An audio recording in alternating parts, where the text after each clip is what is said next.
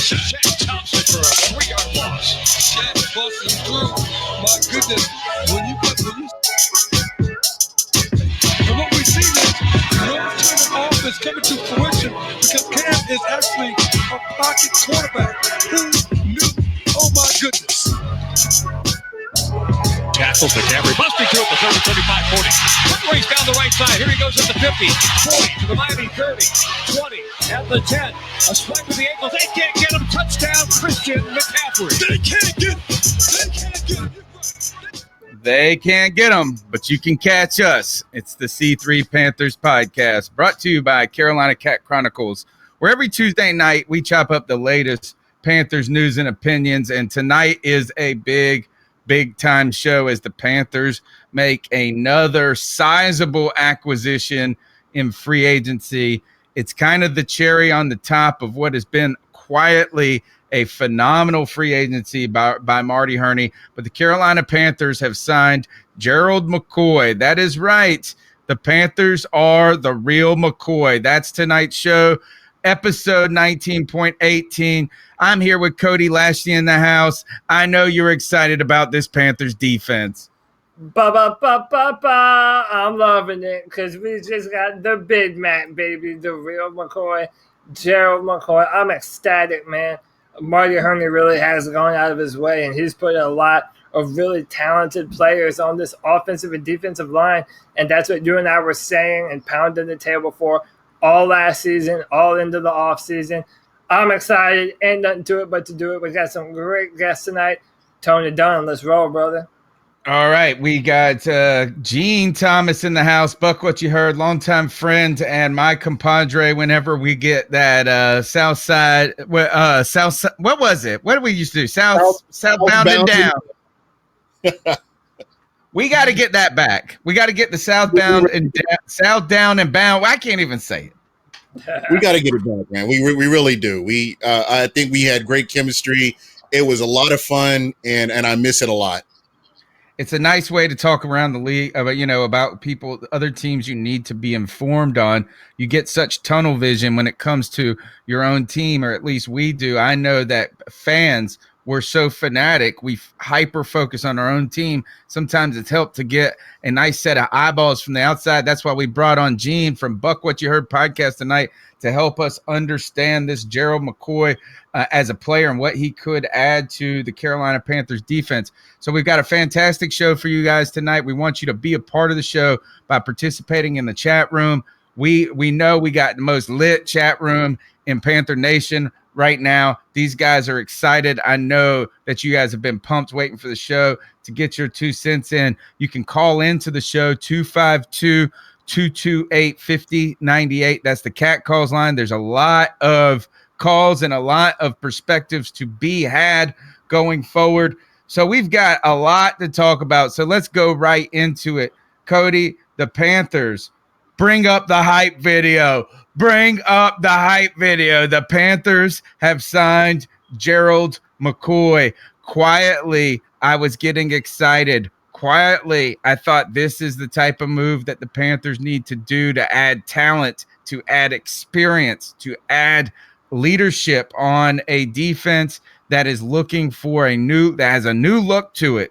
New look, young faces, and now we got a 6-time Pro Bowler in the house. Hype me up.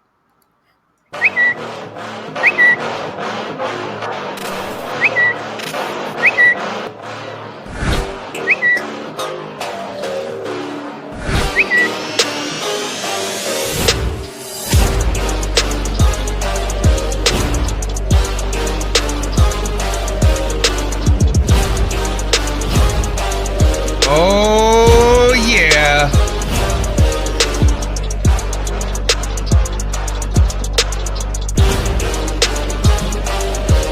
For people listening on the podcast later on, it's a montage of reactions. Carolina Panther players themselves welcoming Gerald McCoy into the house. You saw Greg Olsen popping bottles of champagne. Not literally, he did a gif of that. You saw Shaq Thompson excited about it.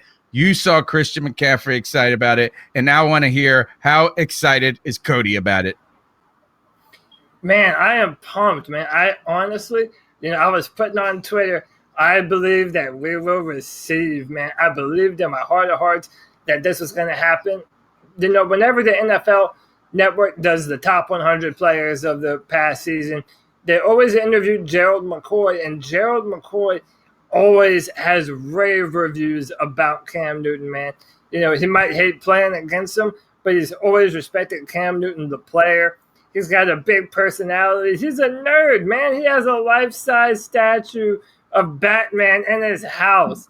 I mean, come on. The dude had Game of Thrones cleats made for him the season before last. Dude, I'm so pumped. It doesn't matter what scenario you put him in. That's an upgrade to our offensive line. You can play him as a 3-tech in the 4-3 alignment or at a 5-tech defensive end in the 3-4 alignment. I mean, it gives you a lot more versatility. He can be a rotational guy on 4-3, a starter in a 3-4. I love it. And then everyone kind of always felt Dontari Poe was better at a nose tackle. So put him at 0, let him eat up space in the middle, let K1 and the real McCoy eat up space and get after the quarterback. I'm happy, man. I cannot remember a time going into the offseason where I was this pumped up about the defense and what all the new things that we were doing, man. Bruce Irvin and Christian Miller, Brian Burns as a first-round pick. I mean, this looks to be a fast, mobile, dynamic defensive front, and I'm here for it, man. I don't know how you could want anything else out of an offseason for our defensive line. All right, I want to go to Gene Thomas, Buck What You Heard podcast. Also got some fans in the chat room of his Beer Man t-shirt right now, rocking the Beer Man Batman symbol together. Gene, longtime friend of the show. We go way back and doing NFC South shows together. What do we have in this player, Gerald McCoy? Where is he at? 31 years. As soon as he signs with the Panthers, people are saying he's everybody else. All of a sudden, he got old as soon as he signed with the Panthers. Tell me, Gerald McCoy, 6-time Pro Bowler, how good is he? What has he got left for us? Gerald McCoy is a playmaker, and you will get plays out of him. And you mentioned Dontari Poe and KK Short. I mean, you've got a defensive line that's going to be it's going to be a problem for offensive coordinators, scheme wise, if just based on what you have on paper. And again, he's a guy that you will see plays. I mean, that's the one thing that he does. If they allow him to go out and hunt for the quarterback, that's what he does best, and that's what you will get out of him. So, what I was going to kind of respond to Cody too in this is what I think Gerald McCoy does when he comes to the Carolina Panthers is he adds a veteran presence to that defensive line that is needed. That was much needed in this event, being that you've had a Julius Peppers retire at this point. Mario Addison is the elder, but really, we're hot and cold. We don't know if he can be a leader of a defense by himself. KK, phenomenal player, but still a little young, but not. I mean, he is ready to assume that leadership role, but I think it's going to be a lot easier when you add guys like Bruce Irvin to the team, when you add Gerald McCoy. But more importantly, what you've added is not just a veteran presence, but actual talent, right? And now, Cody, when you go to that 3-4 defense and you put a Poe in the middle, I think Gerald McCoy is the fast, athletic tackle that can win in that type of system as a defensive end. I don't know if you could, if maybe an F.A. Obata could hold that entirely on his own. No, I don't think that it could. And I've always felt that K1 Short and Gerald McCoy were very similar players in their style of play. I mean, they're doing wushu out there. They win with their hand movements. They're not necessarily the most overtly physical guys in the world. They don't have the strength of a Fletcher Cox per se, but they're great with their hands. They're technicians. They know how to disengage with the guards in front of them, and slip in between the gaps and get into the backfield and blow up runs and get after the quarterback. And they have an eye for where the ball goes. They know where the run play is going. You know, they have effective moves to be able to rush the passer. And I feel that the same way for K1 Short and Gerald McCoy. I absolutely feel that they are going to be just fine playing 5 tech as a defensive end in a 3-4, 3 or 4 tech 5. It doesn't matter. They have the versatility to be able to play those positions. And you know, it kind of lends to what you've been saying, Tony, that this 3-4 Panthers defense is a lot more than something that we're just dabbling with. It looks to be, you know, the stepping stones to a real transition to that kind of a defense. Yeah, and just keep in mind too that, you know, you will see them transition back to that nickel quite a bit as well. You look at the lineup that you guys have of linebackers that can at any time rush the quarterback. You can dial up a lot of different exotic blitzes as well.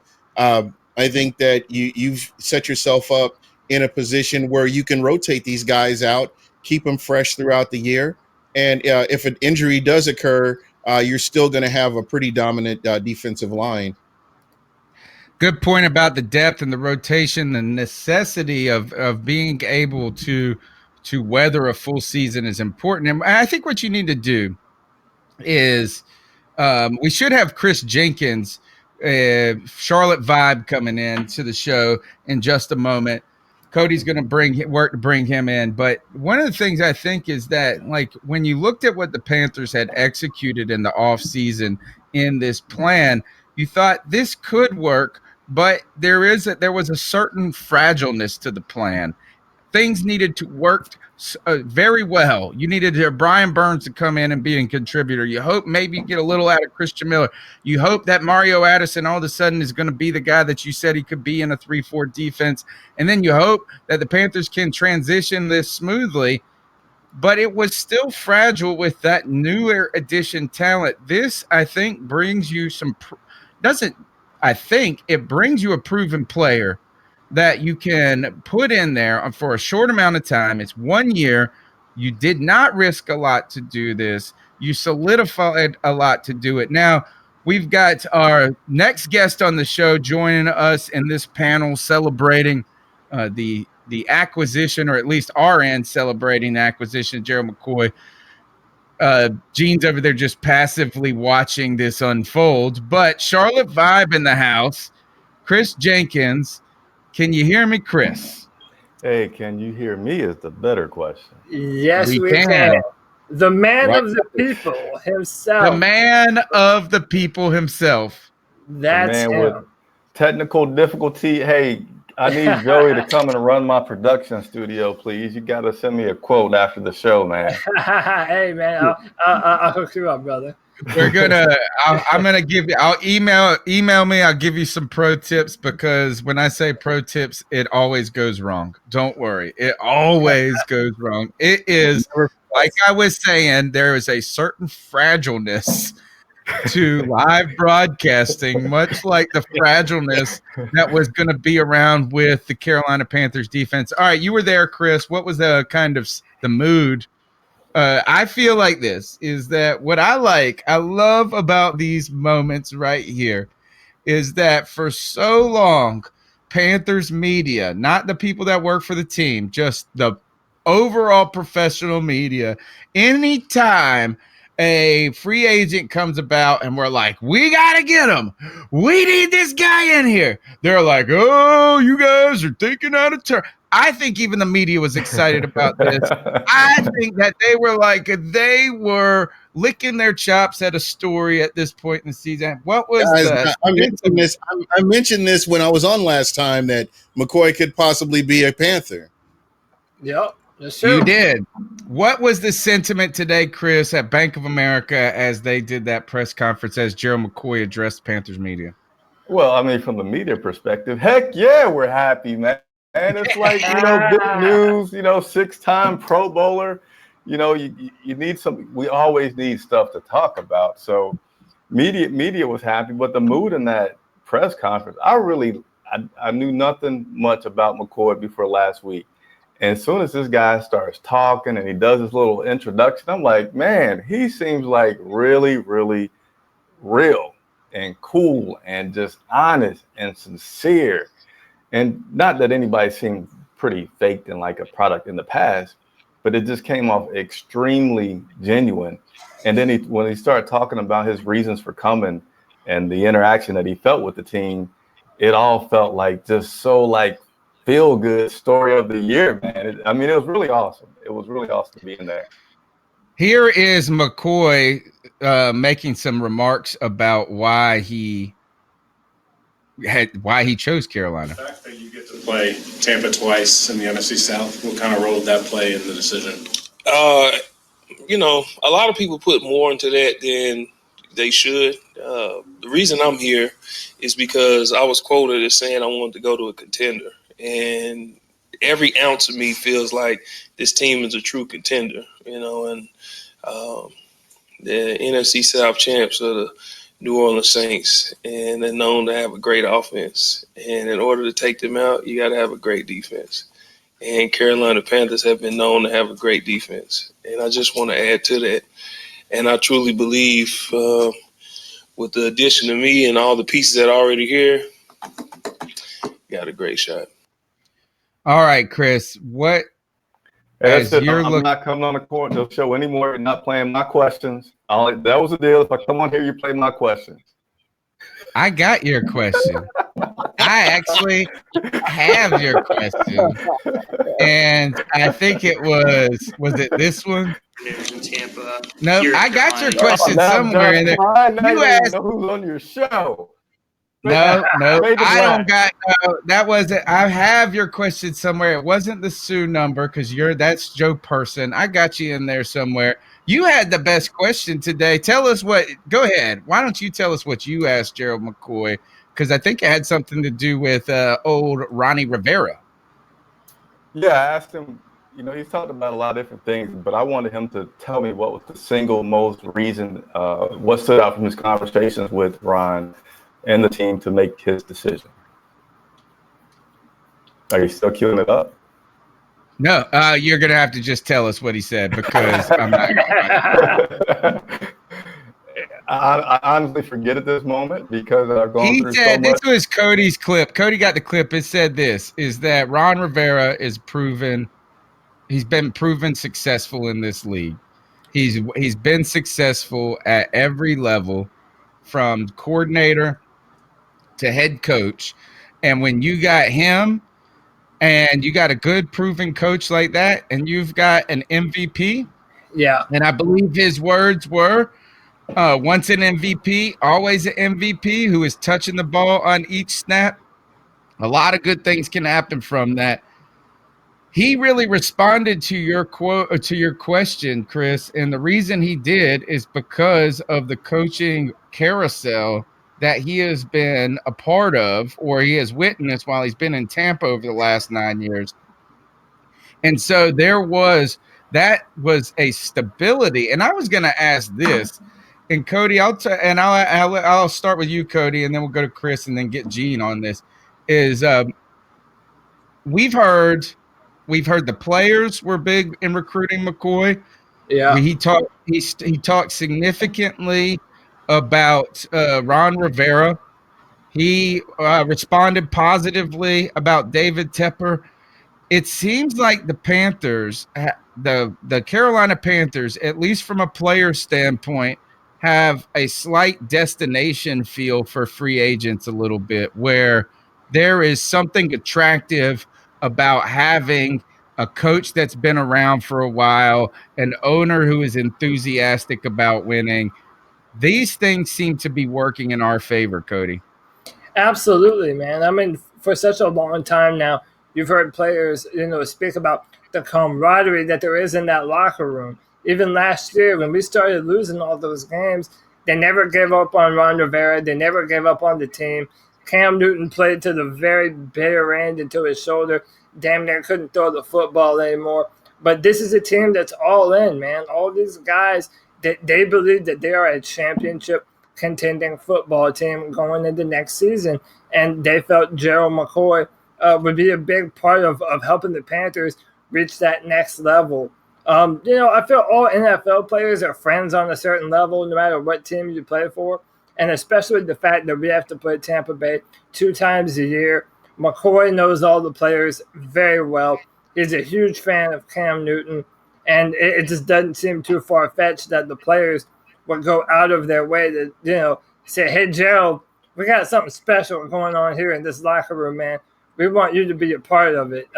I know he told a story about in 2014, he told Trey Turner that Trey Turner was going to be a Pro Bowl guard, and sure enough, that's what happened. So he already has a little bit of a built-in rapport with a lot of the players on the football team, and it's a perfect match, man. And our players wanted him to be here. Ron Rivera wanted him to be here, and hey, he's a Carolina Panther. All right, Chris Jenkins, Charlotte Vibe, who has been covering this team, credentialed reporter covering this team since before this podcast was in existence. Chris, you've seen a lot of things happen. You've seen changes in general management. A beer? Yeah, we drink on the podcast, dude. Throw one back. He has a shirt that says Beer Man on it. Of course he's drinking a beer. I don't have anything, man. My question is this: you've seen you've seen GM changes twice, you've seen scandal unfold, and now ownership changes. Do you believe at this point where are the Panthers? He seems like he fits in our locker room. How's the feel? You said he seemed like a cool dude. What is just the temperature and tone of the Panthers culture at this moment?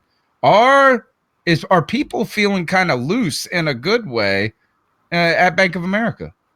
Yeah, I would say they feel extremely loose in a very positive way, and something that probably has not been talked about. Again, going back to the character of Gerald and how sincere he was, his wife was in the room today, and I don't recall any player having his wife present during their press conference or coming in. Says he has 5 kids, but he did speak a lot about the camaraderie and the fit and just how it just felt right. It wasn't that Baltimore or Cleveland did anything wrong. He said their pitches were solid, pretty good, but it was just how much of a fit. Like he just felt it inside with this team, and I get excited about that. And I feel like this was, if I was to say, I'd say players number 1 convinced him, Rivera number 2. And then I'd say Hurney and Tepper 3 and 4, because I asked him about speaking with Tepper, and he basically said yes, he did, but he didn't say anything like memorable from it other than acknowledging that he did also speak with Tepper.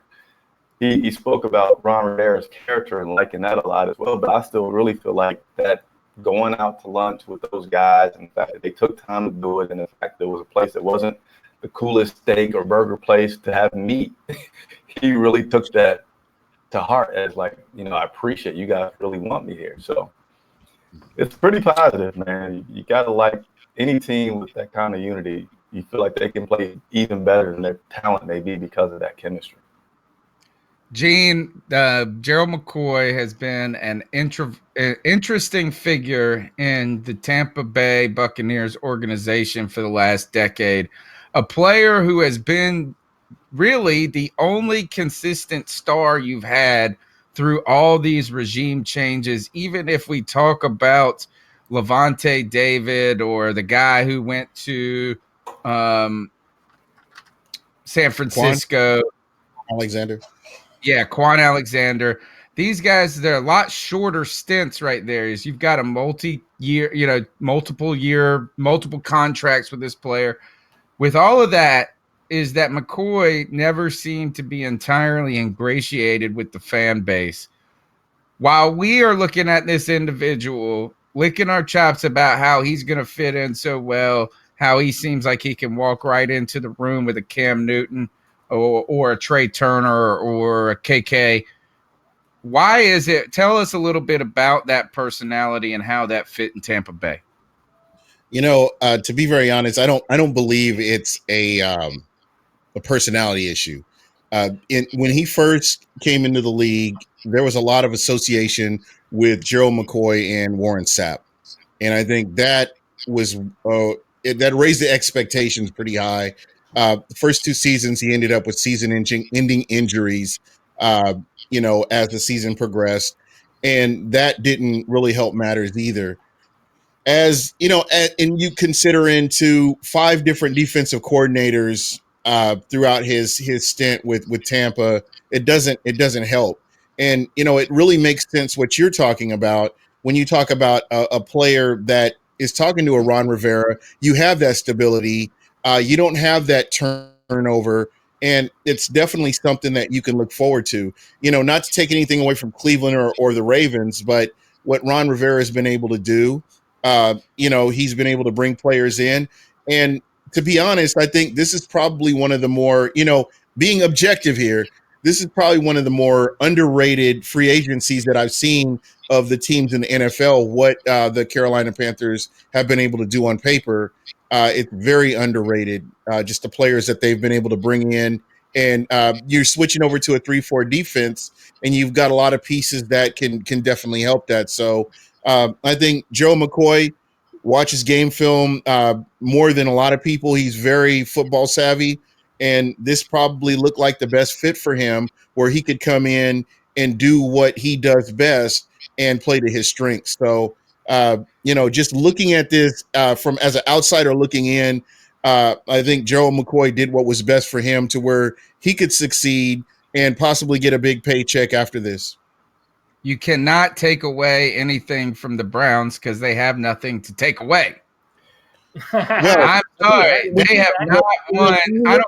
When you look at what they're putting together over in Cleveland, and how you look at the hype train right now, and again, that's why I say Joe McCoy is a very football savvy player.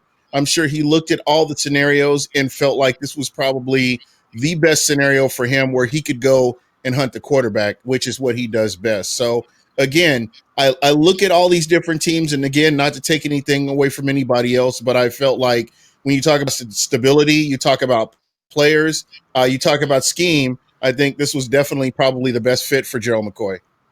My theory. DeLome in our chat room says Jen has that cool ESPN radio voice. So you've got a fan out there. Jen, and a face made for radio. Hey, that's Joe Riolano's line right there. He loves to drop that one. I was going to say my theory about why Gerald McCoy never jived with the Tampa Bay Buccaneers fan base. And one, the injuries always complicate things with star player with players with talent. But two, like you said, these expectations. But three, what I would say is this, is that he has been y'all's superstar in a time of just nothingness.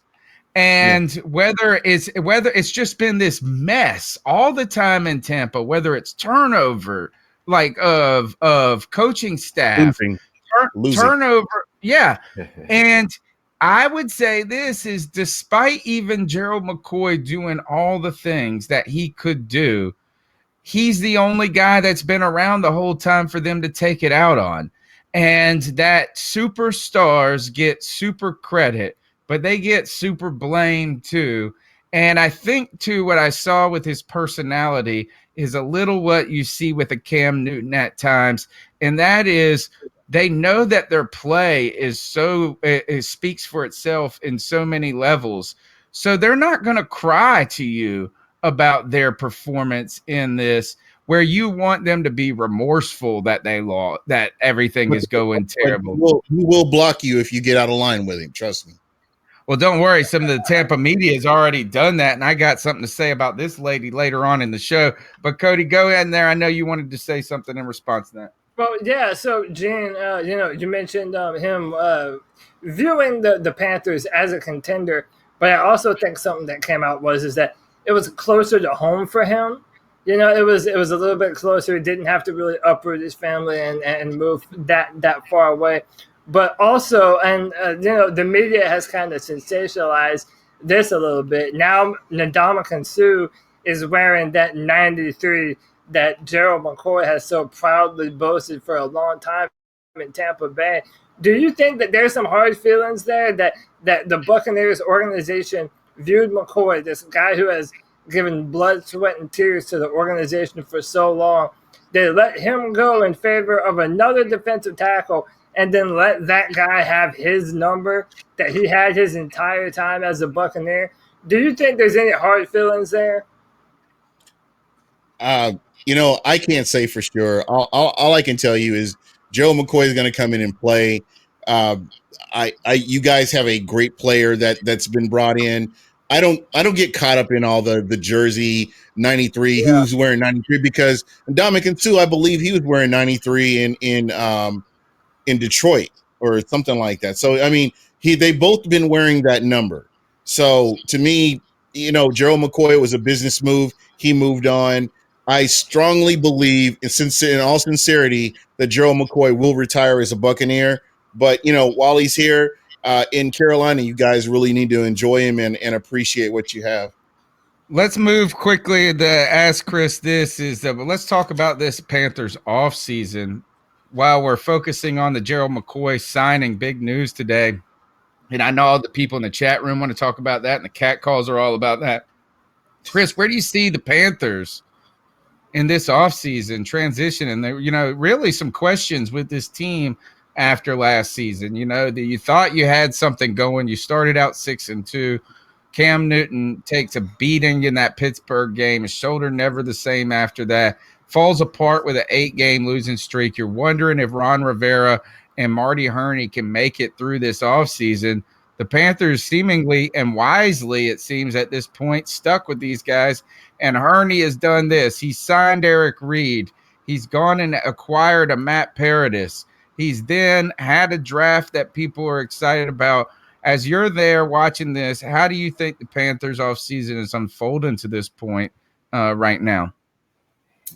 Man, I feel like it's one of the better ones in recent memories. Right now we're doing the famous what's on paper, and what's on paper looks pretty impressive with what they're doing. And I almost feel like after this offseason, with all the offseason moves, that there'll be more pressure to fire guys if there's no success coming up, more so than last year, because it seems like there's so many good, very, very solid moves. The way they release guys, the way they make cap room. And I feel pretty optimistic about the season coming up. There's a lot of great moves. Even getting depth at quarterback, as controversial as that could seem to some people, knowing that you need to prepare for the future and going ahead and getting that guy where they did is, to me, seems like a good foundation for the future. There is a certain aggression there. I think, is that ultimately we have Cody has been a fan or was calling for a regime change this past offseason, and the leash can only be so long. There is an attitude of at some point, when is enough, and when do you move on? But right now, all the signs are pointing to is that the Panthers are tooling in a way that is in some ways a very exciting product that we haven't seen before or in a while.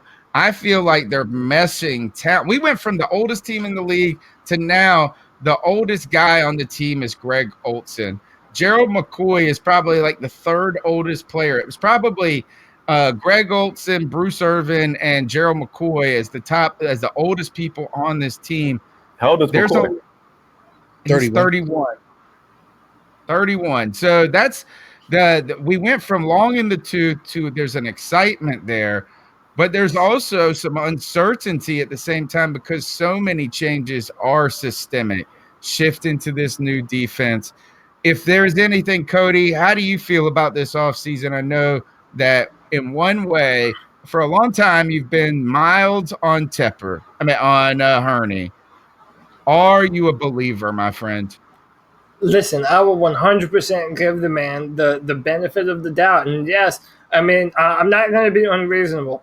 I kind of, you're right. I was of the mindset that, it was time to do something different in Carolina. But I feel like after David Tepper bought the organization, there's really been an injection of this energy where everyone feels like, okay, it's a new era. We're going to do some new things. We're going to go about this aggressively. We're going to bring in players that are going to fill the real holes on our team.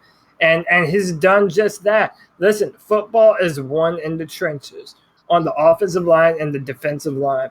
And if you look at what he's done in drafting Craig Little at left tackle, Matt Paradis, which is probably still the most underrated signing out of all of our free agents to date, a Pro Bowl caliber center. You're going to have Trey Turner and Taylor Moton. Darrell Williams is going to fit in somewhere. And then you have this revamped front seven. I mean, that's where you win football games. And if Cam Newton is back up to health and he can throw that deep ball, I mean, there isn't any limit to what this Panthers team is able to achieve. And he has done a tremendous job putting talent on the football team. And as of right now, I give Marty Hurney all the credit in the world, and he deserves it, and Ron Rivera as well, because I hear that he has played a role in bringing a lot of these people in, like Gerald McCoy, who has a lot of respect for Ron Rivera. And super quick, what I like is that they've done some good things in the draft the past 3 years or so on the offensive side, where they're not worried about that cap space and guys' contracts. They got some good talent on the offense. They got some years left on their contract. So they are able to put a few more dollars into that defense. And now you've got a really good balance where you're excited about offense, because I know we haven't talked about it because all the acquisitions have been on defense.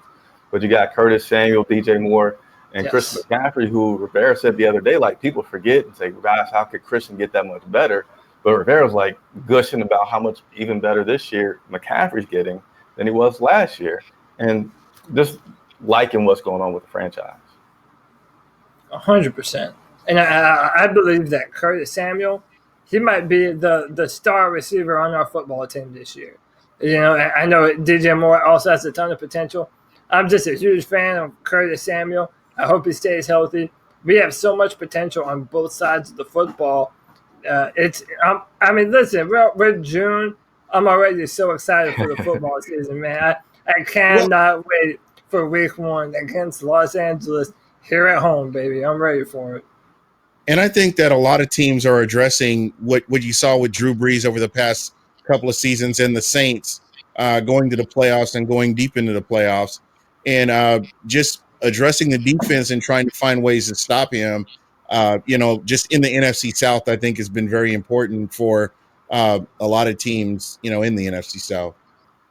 100%. And I do want to say one more thing. I do like how the Panthers are putting a premium on interior pressure, destroying the pocket of the opposing team's quarterback.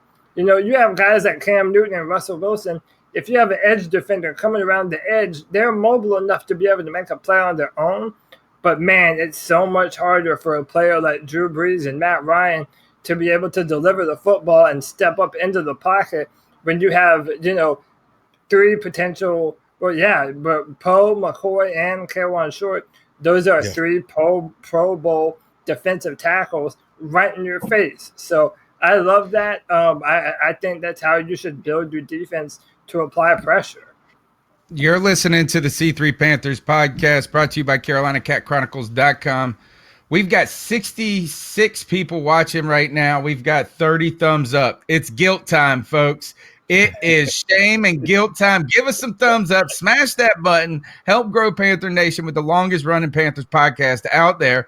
Chris Jenkins in the house, Charlotte Vibe, doing a lot of work on the Panthers.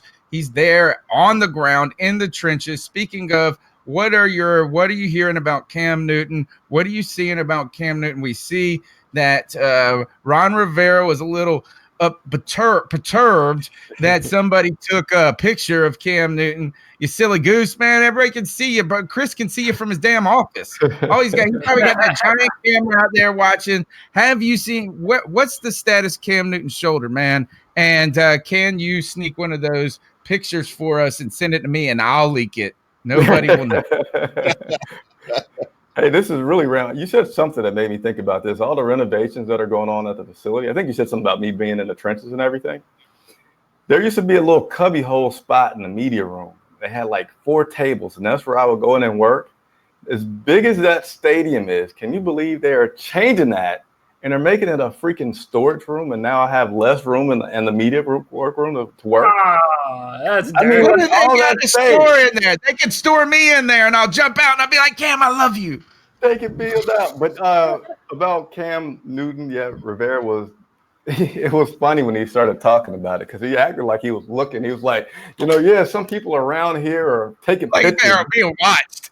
Right. Like you're gonna see them now. And I'm thinking, that's not good. But I don't have much to say about Cam because they have been so hiding of him and even with him practicing the other day or throwing the ball the other day, they didn't go to say much about the success or lack of success or what they thought about him from that point. So I feel like they're just going to continue to keep that on, very close to the vest until he's literally about to throw.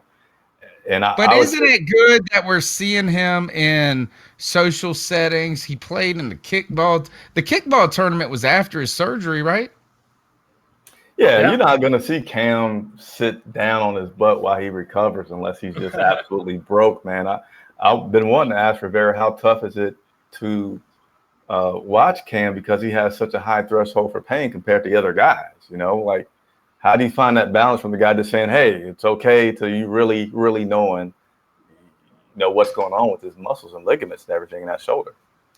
Well, when you ask him that question and he goes, oh man, it's hard. You'd be like, well, how'd you feel in week 13 last year when you kept him in there when we were losing? You should have taken him out. No, that's the hard follow-up right there. All right. So your questions, man, anytime. Yeah, the hard press Ron Rivera on. Why didn't you sit Cam? How do you protect this guy from himself? No, I think we need to be optimistic about Cam Newton's health at this point from how the smile on his face, the interaction, the joking around, the flex Fridays. Those are small things. And I know that doesn't mean everything is that he's ready to go out and start for today or whatever, but is all good evidence too. We're not if he wasn't doing well, we wouldn't see him in these moments. We would see the Cam Newton with the weight on his shoulder, literally, and you can read his face at times when he is mentally struggling with those types of things, and he's not. So these are all signs are pointing good at this point. Yeah, and I feel like now you're just super quick is that when he first got hurt, he was just so bummed about not being able to participate. And I think now that he having been through it before, I can't predict how much he's hurt or how good he feels, but I feel like mentally he's okay and trusting everything that's going on right now because he's been through it before. So I think that's another reason why you're seeing him not mope. Go ahead, Gene. Yeah, I was just going to ask you guys, where do you draw the line? Because I remember the Pittsburgh game and in which I thought that's where Cam Newton got hurt.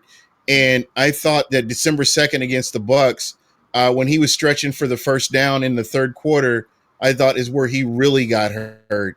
And where do you draw the line? This is your franchise quarterback. Where do you draw the line trying to protect him from himself and in doing further damage?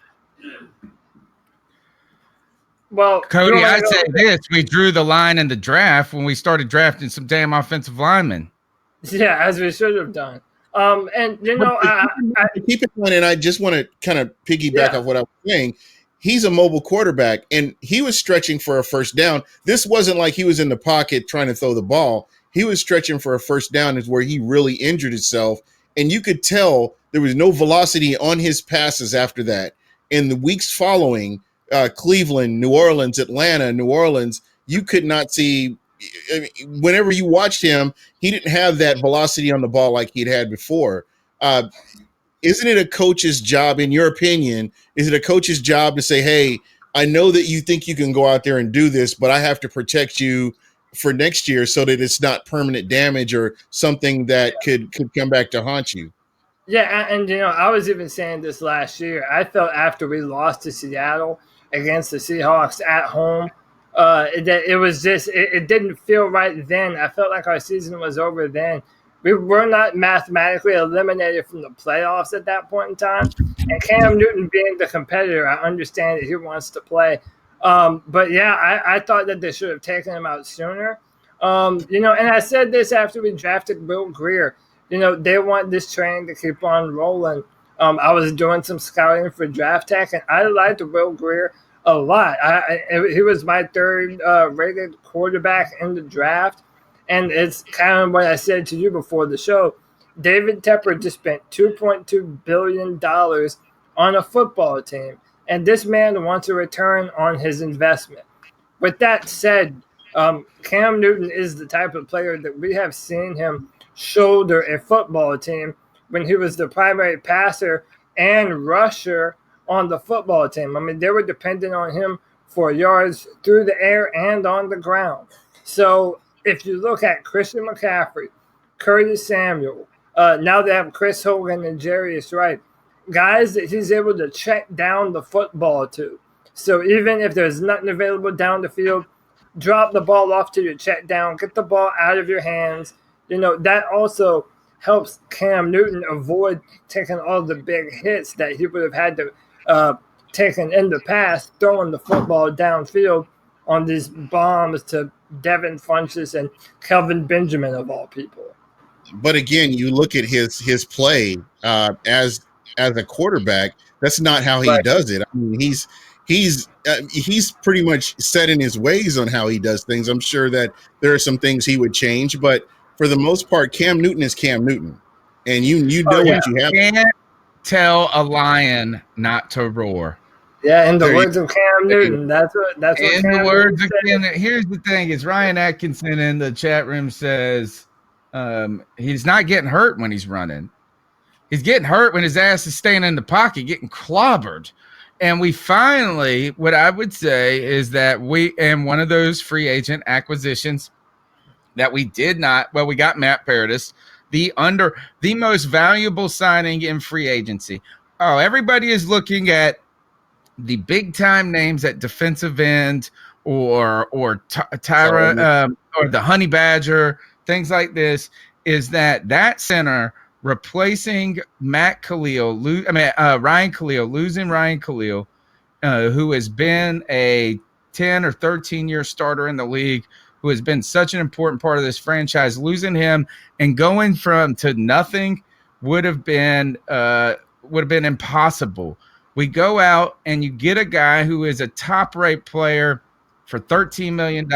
You don't break the bank doing it. You draft Greg Little, not so tiny left tackle who Ken D says is going to be the Jordan Gross 10-year replacement player. You sign a Darrell Williams.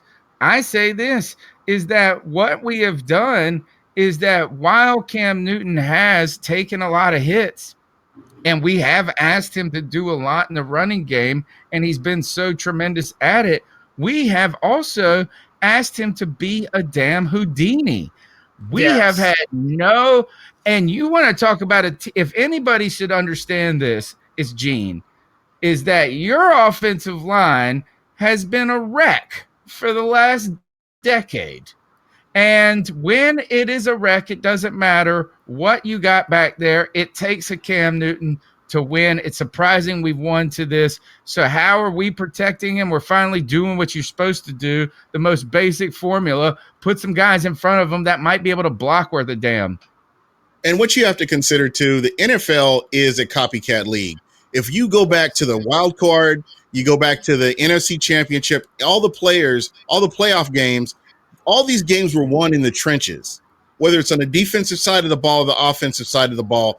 All these games were won in the trenches, and that is where the emphasis should have always – it should have never gotten away from it, but it looks like to me, especially with the draft, that's where the emphasis was this year, whether it's free agency or the draft, is improving in the trenches on the offensive and defensive side of the ball. Our chat room is popping off tonight, man. We have a lot of really great comments in the chat. Carl D is saying that Cam Newton has to be better on those check down throws. And man, I'm telling you, ask Christian McCaffrey if Cam Newton can throw a check down. Okay, man, especially at the end of the season when he couldn't throw the ball. Dude, he was the king of the check down. And I even feel maybe it's better that since Cam Newton wasn't able to depend on that throwing power as he's normally able to do, I feel that it benefited his game, knowing where Christian is at, knowing where the hot receiver is, to be able to pick up on a blitz. That's another weapon in his arsenal. Yeah, 100%. I mean, getting the ball out of your hands is pivotal. And, one of the things that I think that we've all been able to reasonably criticize Cam Newton from time to time is he's always trying to play superhero ball. Sometimes he will hold on to the ball too long. I feel last season, maybe, even though it was a wasted season, it was better for him to see, okay, man, I know Christian's my safety blanket. He's right there. Curtis Samuel is somewhere out there. Now you have Hogan and Jarius Wright. If Cam Newton is able to throw the football like he has in the past, man, he has a full repertoire of talent around him and the ability to do everything that he has to do in the offense. Fantastic show so far tonight. There's 70 people watching right now. One of the biggest off-season shows we've had so far. We appreciate your support. Go ahead and smash that thumbs up button, subscribe. And the way you can help grow Panther Nation alongside of us is to share this link to the show with one friend who likes the Carolina Panthers. I'm telling you, we've created a culture like the Carolina Panthers have that is attracting guys, people. I don't even think it's liking the Carolina Panthers. I think it's liking the good content. The NFL is a microcosm of the world, and you don't have to like the team, but getting to know what your opponents are doing or what's going on with another team, I think is very important too. And I always drop your name. I always drop you guys' name when it comes to the Carolina Panthers. I saw a guy with a Panthers hat. I'm like, listen, you got to be listening to Carolina Cat Chronicles. If you're not, you're missing out. So, just wherever I see it, I'll definitely mention you guys because you guys have really great content. Well, thank you so much. And everybody in the chat room, we thank you for your support and those thumbs up. And we also thank you for calling into the Cat Calls line. The number's 252-228-5098. We're going to go ahead and jump into those calls in just a second. I think the underrated story, guys, though, as we've talked about this, we've talked about these acquisitions with Cam, maybe adding some protection for Cam Newton, the success that Marty Hurney has had in the offseason. The story that is not being talked about is that Norv Turner, second year with his hands on these guys. He's laid hands on Curtis Samuel. He's laid hands on DJ Moore. He's touched the golden boy and Christian McCaffrey.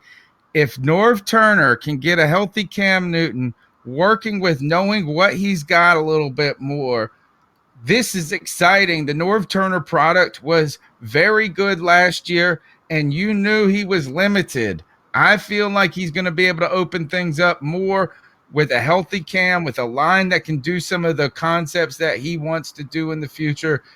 There is something about that continuity, too, on the offensive side of the ball, Cody.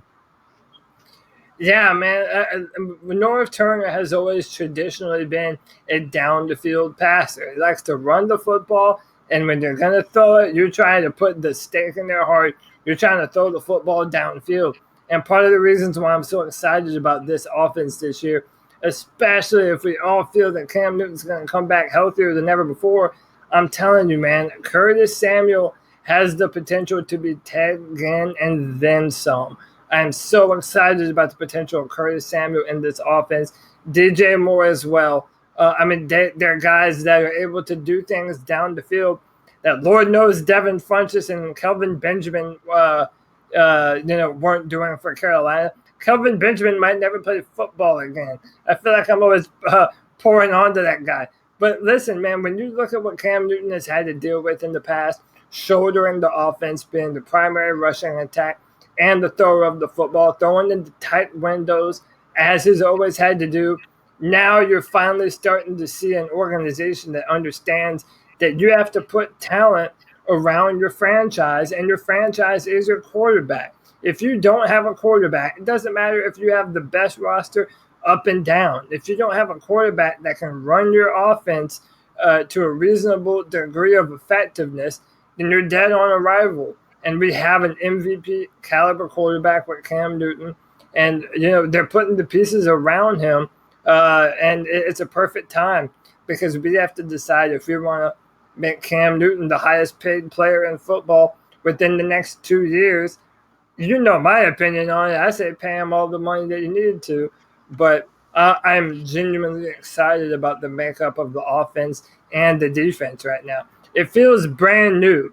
Like there's a brand new energy here in Charlotte around the Carolina Panthers, and I'm loving it.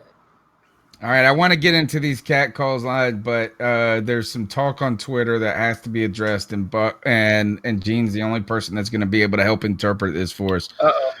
T Money 1993, my man. I saw him in the YouTube chat earlier. He said this. I don't think this was from 28 minutes ago, but he said, I don't think when we're talking about why he didn't fit in with Bucks fans, he said, I don't think being a nice guy who can dominate was something Tampa fans liked, but we don't mind here in Carolina. But here's the comment I need help with, Gene.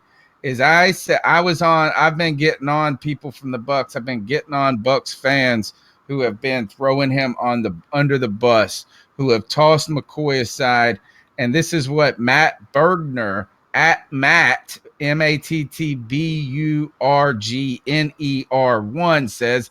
He says he's so petty. He's such a petty, soft individual. Bucks were good to him and let him go with no issues. Panthers are not a winner and not guaranteed at the playoffs, so he made a petty choice. I said to him, he's soft. Y'all are taking pot shots at a guy who has been the only bright spot on that dreary-ass team of yours for a decade. And then he said, no, we're not talking about Levante David. We're talking about soft McCoy who laughs while sucking, lets his wife cry on Instagram for him, and apologizes when he finally gets a sack. Why is there this disdain for McCoy? Was he not upset enough with the culture in Tampa? Man, I wouldn't even address it. If it were me looking on Twitter, I would have scrolled past that particular thing because that's just me.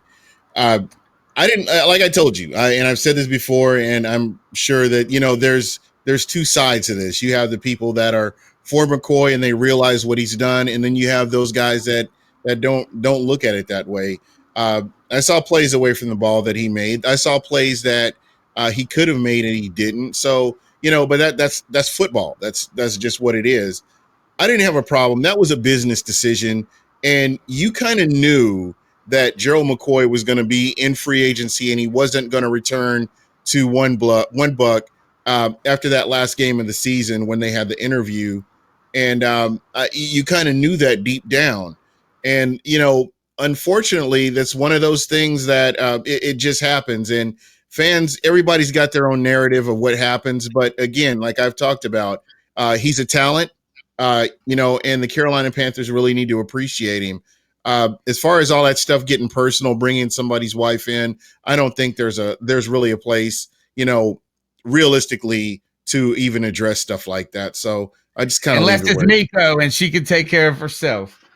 Yep. Yeah. That's my girl right there. Mine too. All right. Let's jump into these cat calls. But and Gene, please know you're welcome to stay to the end of the show as long as you want. Yeah. If you have things to go do, we thank you. But let's jump into these cat calls and see what the fans got to say. The number's 252-228-5098. Thanks for your support, guys. What are your thoughts on catcalling? Yeah, it's pretty. You shouldn't do that to somebody. And how did that make you feel? Very uncomfortable. So how do you think catcalling makes the person feel? It feels good, like. Who's that cat sitting in the back corner with his face buried in his nose? Who's that kid that can use one? Hey, Tony. Tony up here in Roanoke, VA. What's up, man? Just wanted to call. Obviously, the news broke today about our boy Gerald McCoy. Just saying, I don't think I've been as excited about an off season and the upcoming year as I have this year. And I know that sounds funny because we went into the off season with so little cap space, but I just feel like so many big moves were made that, I know that people are going to point to the Browns as people who win the off season, but I sit there and I look, obviously the Browns haven't had a star in a while, and so they haven't had to pay anybody any money, so they had all this money to just waste, right? And then, so all of their moves were really easy. Let's be honest, it was really easy. This offseason for the Panthers and Hurney, it's probably one of the more difficult off seasons to accomplish what we've accomplished. With as little cap space as we went into the off season and as many holes as we need to fill, the fact that we've pretty much filled them all and not, had any issues and had to get rid of any big talent that we felt like was going to be impactful to the team is an amazing feat. And I have nothing but good things to say about Hurney up to this point. I will say this much. Miso Hurney. Cody, you were full on ready to just pull the Band-Aid off and get rid of both of them. I was kind of there on the podcast one night saying, I think that we should at least give it one more year because we know we get with these representatives as far as coach and GM, that the unknown would be unpredictable. And I think that what we've accomplished this offseason is enough to say that it was a good decision to not let go of Hurney. We'll see what happens with Rivera, but I don't think none of these moves would have happened without Tepper.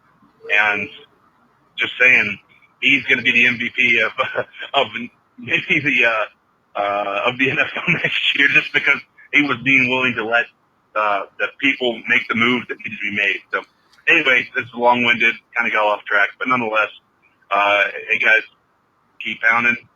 Listen to the podcast probably the morning after, just because I work late tomorrow night, and love what you guys do. Keep it going, man. Thank you. Thanks so much for the support there. We appreciate that. CK, let me say this is that yes, Cody was adamant about getting rid of Hurney, getting rid of Rivera, starting fresh and new.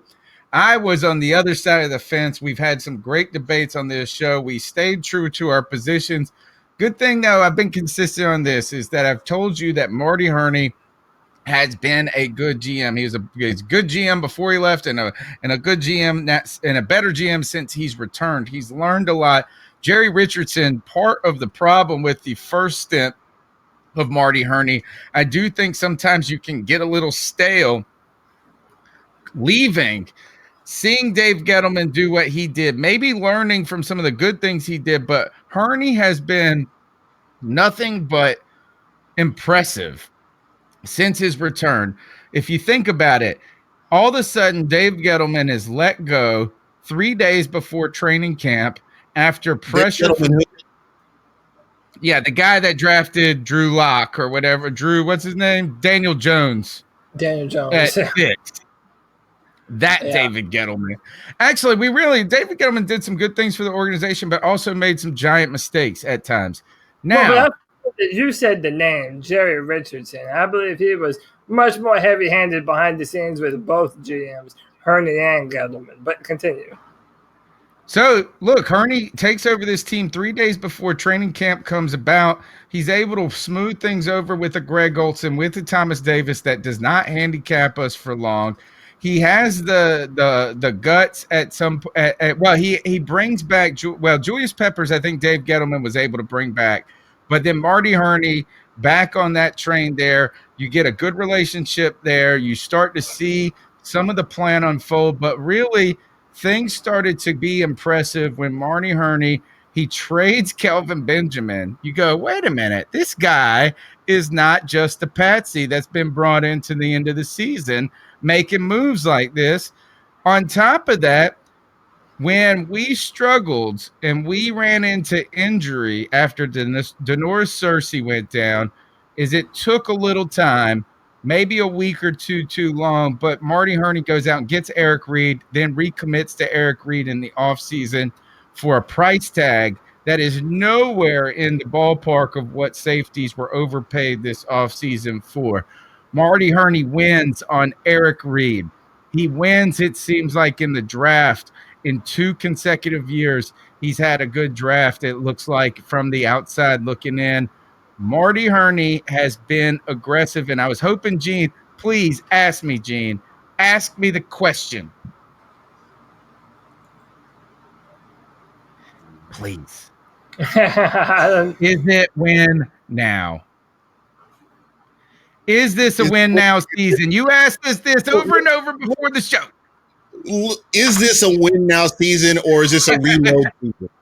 I have to ask that question. Thank you. Thank you. All right, Cody. To me, I think we've seen some aggression and I think a calculated aggression with Marty Hurney that we didn't see with Dave Gettleman. We saw Is there Dave Gettleman. is there basically a window to do this and be successful getting to the Super Bowl and getting over that hump? I think, Cody, I think the window's closing on one side of the room and it's opening on the other side. We're creating a draft and we're getting a draft in that room. I think we're being aggressive without selling out our future. Go, Cody. Yeah, I mean, I think the same thing. I think that we do.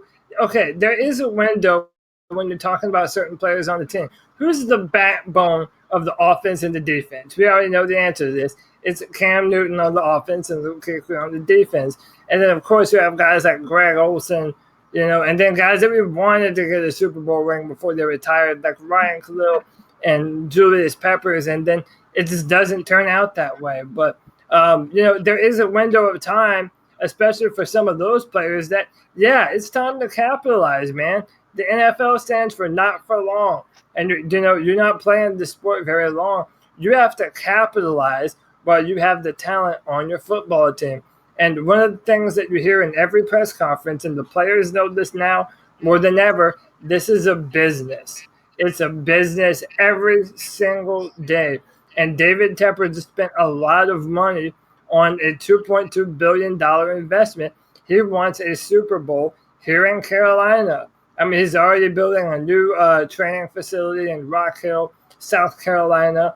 I mean, when the football team is winning football games, it builds the fan base. And David Tepper hasn't gone out of his way in his short time as the owner to try and build up the fan base with the outfits, wearing the all blacks to the Panther in the middle of the football field. So, there is a window right now, and there is a window of opportunity for us to be able to really make a push for a Vince Lombardi trophy. And right now, the way our roster is shaped out, I mean, every team is 0-0 right now. But right now, this roster, I genuinely believe it matches up with any other roster in the NFL. Even if we might have some deficiencies here and there, I believe in the core of this football team moving forward. And the second part of the question, I have to throw this in here. Is this season a disappointment if you're not in the Super Bowl this year? Is this a loss as a season, just based on what you have on paper going into the season? No. I would say is that if we don't, if we're not, I would say this is a loss. We don't have time to not be competitive, right? Is that we don't have the patience to not be competitive. I think that's what you've continued to ask. Is this a all in? Is what I think this is the Panthers making solid enough bet that they're telling us that this season isn't, well, let's see if we can make the playoffs. We're really seeing if we can truly move the needle. We are made a defensive change with the same head coach. I think that, is that I think the window is closing in some ways on if guys can't get you over the hump, at some point you're going to need to figure out what can. So there is that sense of urgency there in one hand. But on the other hand, I think a lot of people have said this, and CK said this on the call, Cody, is that this you trace this back to Tepper to a little bit. And I truly, truly believe this is that Tepper has brought a sort of Wall Street mentality to the Carolina Panthers, which is not a recklessness one. But when you meet people who make money, they're never content with losing it. So it doesn't matter. It doesn't mean they don't have the long game in their mind. Tepper has a 30-year plan. Gettleman had this 10-year plan. It was all about the 10-year plan or whatever. But they are also looking at the immediate. And there is no time in this short period of earth that we are here for losing. And that, I think, is what has brought that attitude, the Wall Street, no acceptance of a time where you can't make some money. Yeah, and to answer Gene's question directly, I'll put it to you like this, Gene. if we have another 2017 season where we win the wild card and then, New Orleans wins the division and we have to, go on the road and we're knocked out the first round of the playoffs, yeah, it is a wasted season in my opinion. If it's just that mediocre playoff push. I mean, in my mind, this is a team, I mean, again, it all depends on the health of Cam Newton and his shoulder. But if we're going on the assumption And this defensive shift actually work, which I think it can. Right. And if those two things work out, then yeah, man, I mean, anything less than an NFC championship game appearance, it's going to be a disappointing season, in my opinion, if we don't make that kind of push. I don't want to be just a marginal playoff team, jump in the last two games of the season, I mean, yeah, the Giants won that way. I believe the Packers might have won that way also. But no, I mean, we have the potential to be a dominant football team, and I want to win the NFC South. And that's what I feel the goal right now should be for the Carolina Panthers. Just get to the playoffs, have a first round bye, control your own destiny, and hey, be the big dogs of the NFC South as we were for 3 years in a row for a little while. I think you made the real point though here, Gene, is what we need is will it take a is it Super Bowl or bust? I think that's an unfair expectation on anyone at times. Some things just don't go right. It's like you're not, I mean, like as you don't fire everybody in New Orleans after they lost the way they lost, right? So yeah, they didn't get to the Super Bowl. They got robbed in a way. But what I would say is this, and what Cody's point is so important to me, it's about the feeling when we're there. Is this something that we stumbled into and that you really don't have what it takes and you were fortunate? Or are we in there and we have the feeling we can make some noise? We just got to get something to bounce the right way. Now, if it bounces the wrong way, we're not going to blow everything up. But we got to be in the playoffs, and we got to feel confident that we can make some noise beyond just being in the playoffs. Yeah, and that makes total sense. And, we can't forget either that the Atlanta Falcons blew a 25-point lead in the Super Bowl. I needed to bring it up because you can't never forget. Never forget. And don't worry, we won't let them. Yeah, we'll never let them forget. Thank you for bringing that up. Back to the cat call. Let's see what these guys got to say.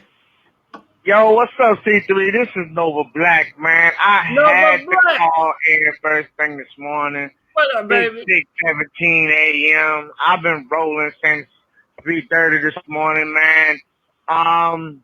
Hey, we just signed Gerald McCoy, man. We just signed Gerald McCoy, man. I don't know about you guys, man. But I don't think we have ever in Panthers history made this big of a splash in free agency, man, with our free agent acquisitions and stuff like that. I mean, it's almost as if the whole Dave Gettleman era is like, what the hell were we doing? And now it's like David Tepper in here, and he's like, okay, well, I'm finna cut the chains off the Bulls and let the Bulls raise havoc in this motherfucker. Marty, go get him. Do what you do. Just build us a winning team. And Marty and Ron went out there, and they got one hell of a defense lined up. They got these guys coming into the second season in this North Turner offense. Man, I'm excited to see this thing. Everybody seems to be optimistic about Cam. The line's looking good, Man, I'm excited. I'm excited about the season. But Gerald McCoy, man, another one of the guys that I've been rooting to get since the Bucks announced he was, a free agent or whatever. Hey, I know everybody probably talking about the same thing, but it's all good, man. It's all good. Everybody should be fired up for the season. This defense is going to be dangerous. Oh, yeah. Keep climbing, y'all. I'm getting out of here and getting my butt back to work. Thank you, Nova Black Man. He's been such a big part of our show and brought us our draft pick live from Bank of America. That was awesome this year. The number 1 draft pick, Nova, but tuned in from the stadium with us. Now, he brings up is this the biggest signing for the Carolina Panthers? You know, I thought that Poe last year was an aggressive signing. This is even better than that. I think you go back to names like this is that you hope that this isn't Sean Gilbert of the Redskins that the Panthers were signed in 1999. And you hope that this is, to make a poor analogy because it's offensive player, a Steven Davis who's ready to run us into the Super Bowl. You know, this is a more marquee name than we're accustomed to, Cody. Yeah, it is, but it's also I don't think that it's just Gerald McCoy. I think that it's Gerald McCoy plus all of the other, genuine concerted efforts that we've made to add to the defensive line. Using the 16th pick in the draft on a Brian Burns, a dynamic defensive end that can bend the edge with speed that we haven't been able to see in some time. Then you draft another defensive end linebacker type player and Christian Miller. These are 2 guys that have the potential to be the future of your edge presence for the next few years in the NFL for Carolina. You know, then you add Bruce Irvin on top of that. Bruce Irvin is a veteran everywhere he goes, from Seattle to Oakland to Atlanta. I mean, he's been a name and he's been an immediate contributor. You know, so now not only are we going to have a good defensive line, but we're going to be able to rotate players. We're going to have fresh pass rushers that are available on 3rd down, on 2nd down, when an offense is sustaining a drive that has our defense on the field for a long time. We're going to be able to put in fresh bodies on the line and still be able to make plays after the quarterback. That's not a luxury that we've had in a long time. So Gerald McCoy, on top of the other moves that we've made for our defense, yeah, it does make it feel bigger than it has been in recent years. It's not just acquisitions either. We're finally seeing is that as a teacher, I know this is better than anyone. Politicians do this better than everyone. And that is when you try something and it's not working, you just try the same thing harder. Teachers are great at this. Politicians are great at that. And this has been the mantra of the Carolina Panthers in so many ways, to where when you heard Ron Rivera talking about Mike Shula and evolving, you're like, oh my God, I don't want to hear this. But the Panthers not only have made these changes, but they made a distinct effort to change up to the new NFL. They're adjusting in a deeper, more systemic way than just trying to say, well, I didn't have the guys to do it this year, maybe it's next year. This to me, this is what Bill Belichick and these guys have done so well for so long, is they do what works for the moment. And the Panthers have made some changes philosophically. And look, Mike Wade says this in the chat. He says, we can get rid of Poe. And I have been, I was really more excited than, and maybe I'm, just dying on that hill when it comes to Dontari Poe, but I think he is a good player. And while you saw we didn't have the best season last year, still so much of it was the edge guys not being able to do anything. Even KK Short's game suffered so much in that system. I think that you see Dontari Poe could be. We saw Vince Wilfork be very successful late in his career in New England, and even when he went to Houston. I think in that zero technique that Poe could be in a more natural position, and so I like to see those changes and see how that comes down the pipe. The number's 252-228-5098. Let's see what else we got. Hey, Cody, you feeling the Hearn yet, man? My man, Marty motherfucking Hurney is out here having probably the best offseason that I can remember in Carolina Panthers history, in recent history anyway. Yeah. And mind you that he did all of this, everything. Gerald McCoy, draft picks, Darrell Williams, paired us with virtually no cap space. We only had 6 draft picks going into, or 7 maybe going into the draft. He did so much this offseason with so little to start with, and I just got to take my hats off to Marty Hurney, Cody, Tony. Hope you guys do the same. Love the show. Keep pounding, and fuck the Saints. Woo! Fuck the fucking Saints, man. Marty Hurney doing a lot with very little. Is that the thing that came to mind is when you go to the strip club and they say the girl's got an ass so tight that you give her a quarter, she'll give you 2 dimes and a nickel back. Right? Is that she can change it out for you? Is Marty Hurney did do this when, as everybody told us, we had nothing to work with. And what did we go and do? We had a solid offseason. Gene, you're over there. How are the Bucks? They always seem to win at this time of year. You guys have been a little bit more quiet this offseason. Do you think that you've seen a team in flux try to do a lot in free agency? Looking at our free agency from the outside looking in, does it look like a balanced one enough, or does this look like a knee-jerk reaction to you? No, I think it's very balanced. You see a few moves on the offensive side of the ball, and you see moves on the defensive side of the ball, especially. And as I mentioned before earlier in the show, it's important to remember how a lot of the games in the playoffs went, where the winners won in the trenches, and that was the most defining part of the game. So we saw that throughout the playoffs, and I think that what Carolina's been able to do with the limited amount of cap space they've had, and in making these draft picks that they have work on paper, and going out and getting these players that they can implement, plug and play, and come out and hopefully get returns on.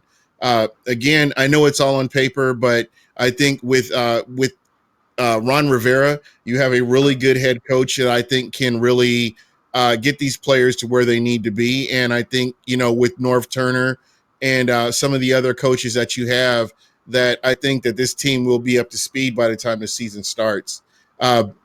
With the Tampa Bay Buccaneers, there's so many backstories, players that have left and players that have been replaced with. And so it's going to be really interesting. And I say that because I'm unsure what this team is going to look like on defense, going from a 4-3 to a 3-4 defense with Todd Bowles and Bruce Arians coming in and changing things around from what you had with Dirk Cutter, who's over in Atlanta now. So it's going to be really fun to watch this season.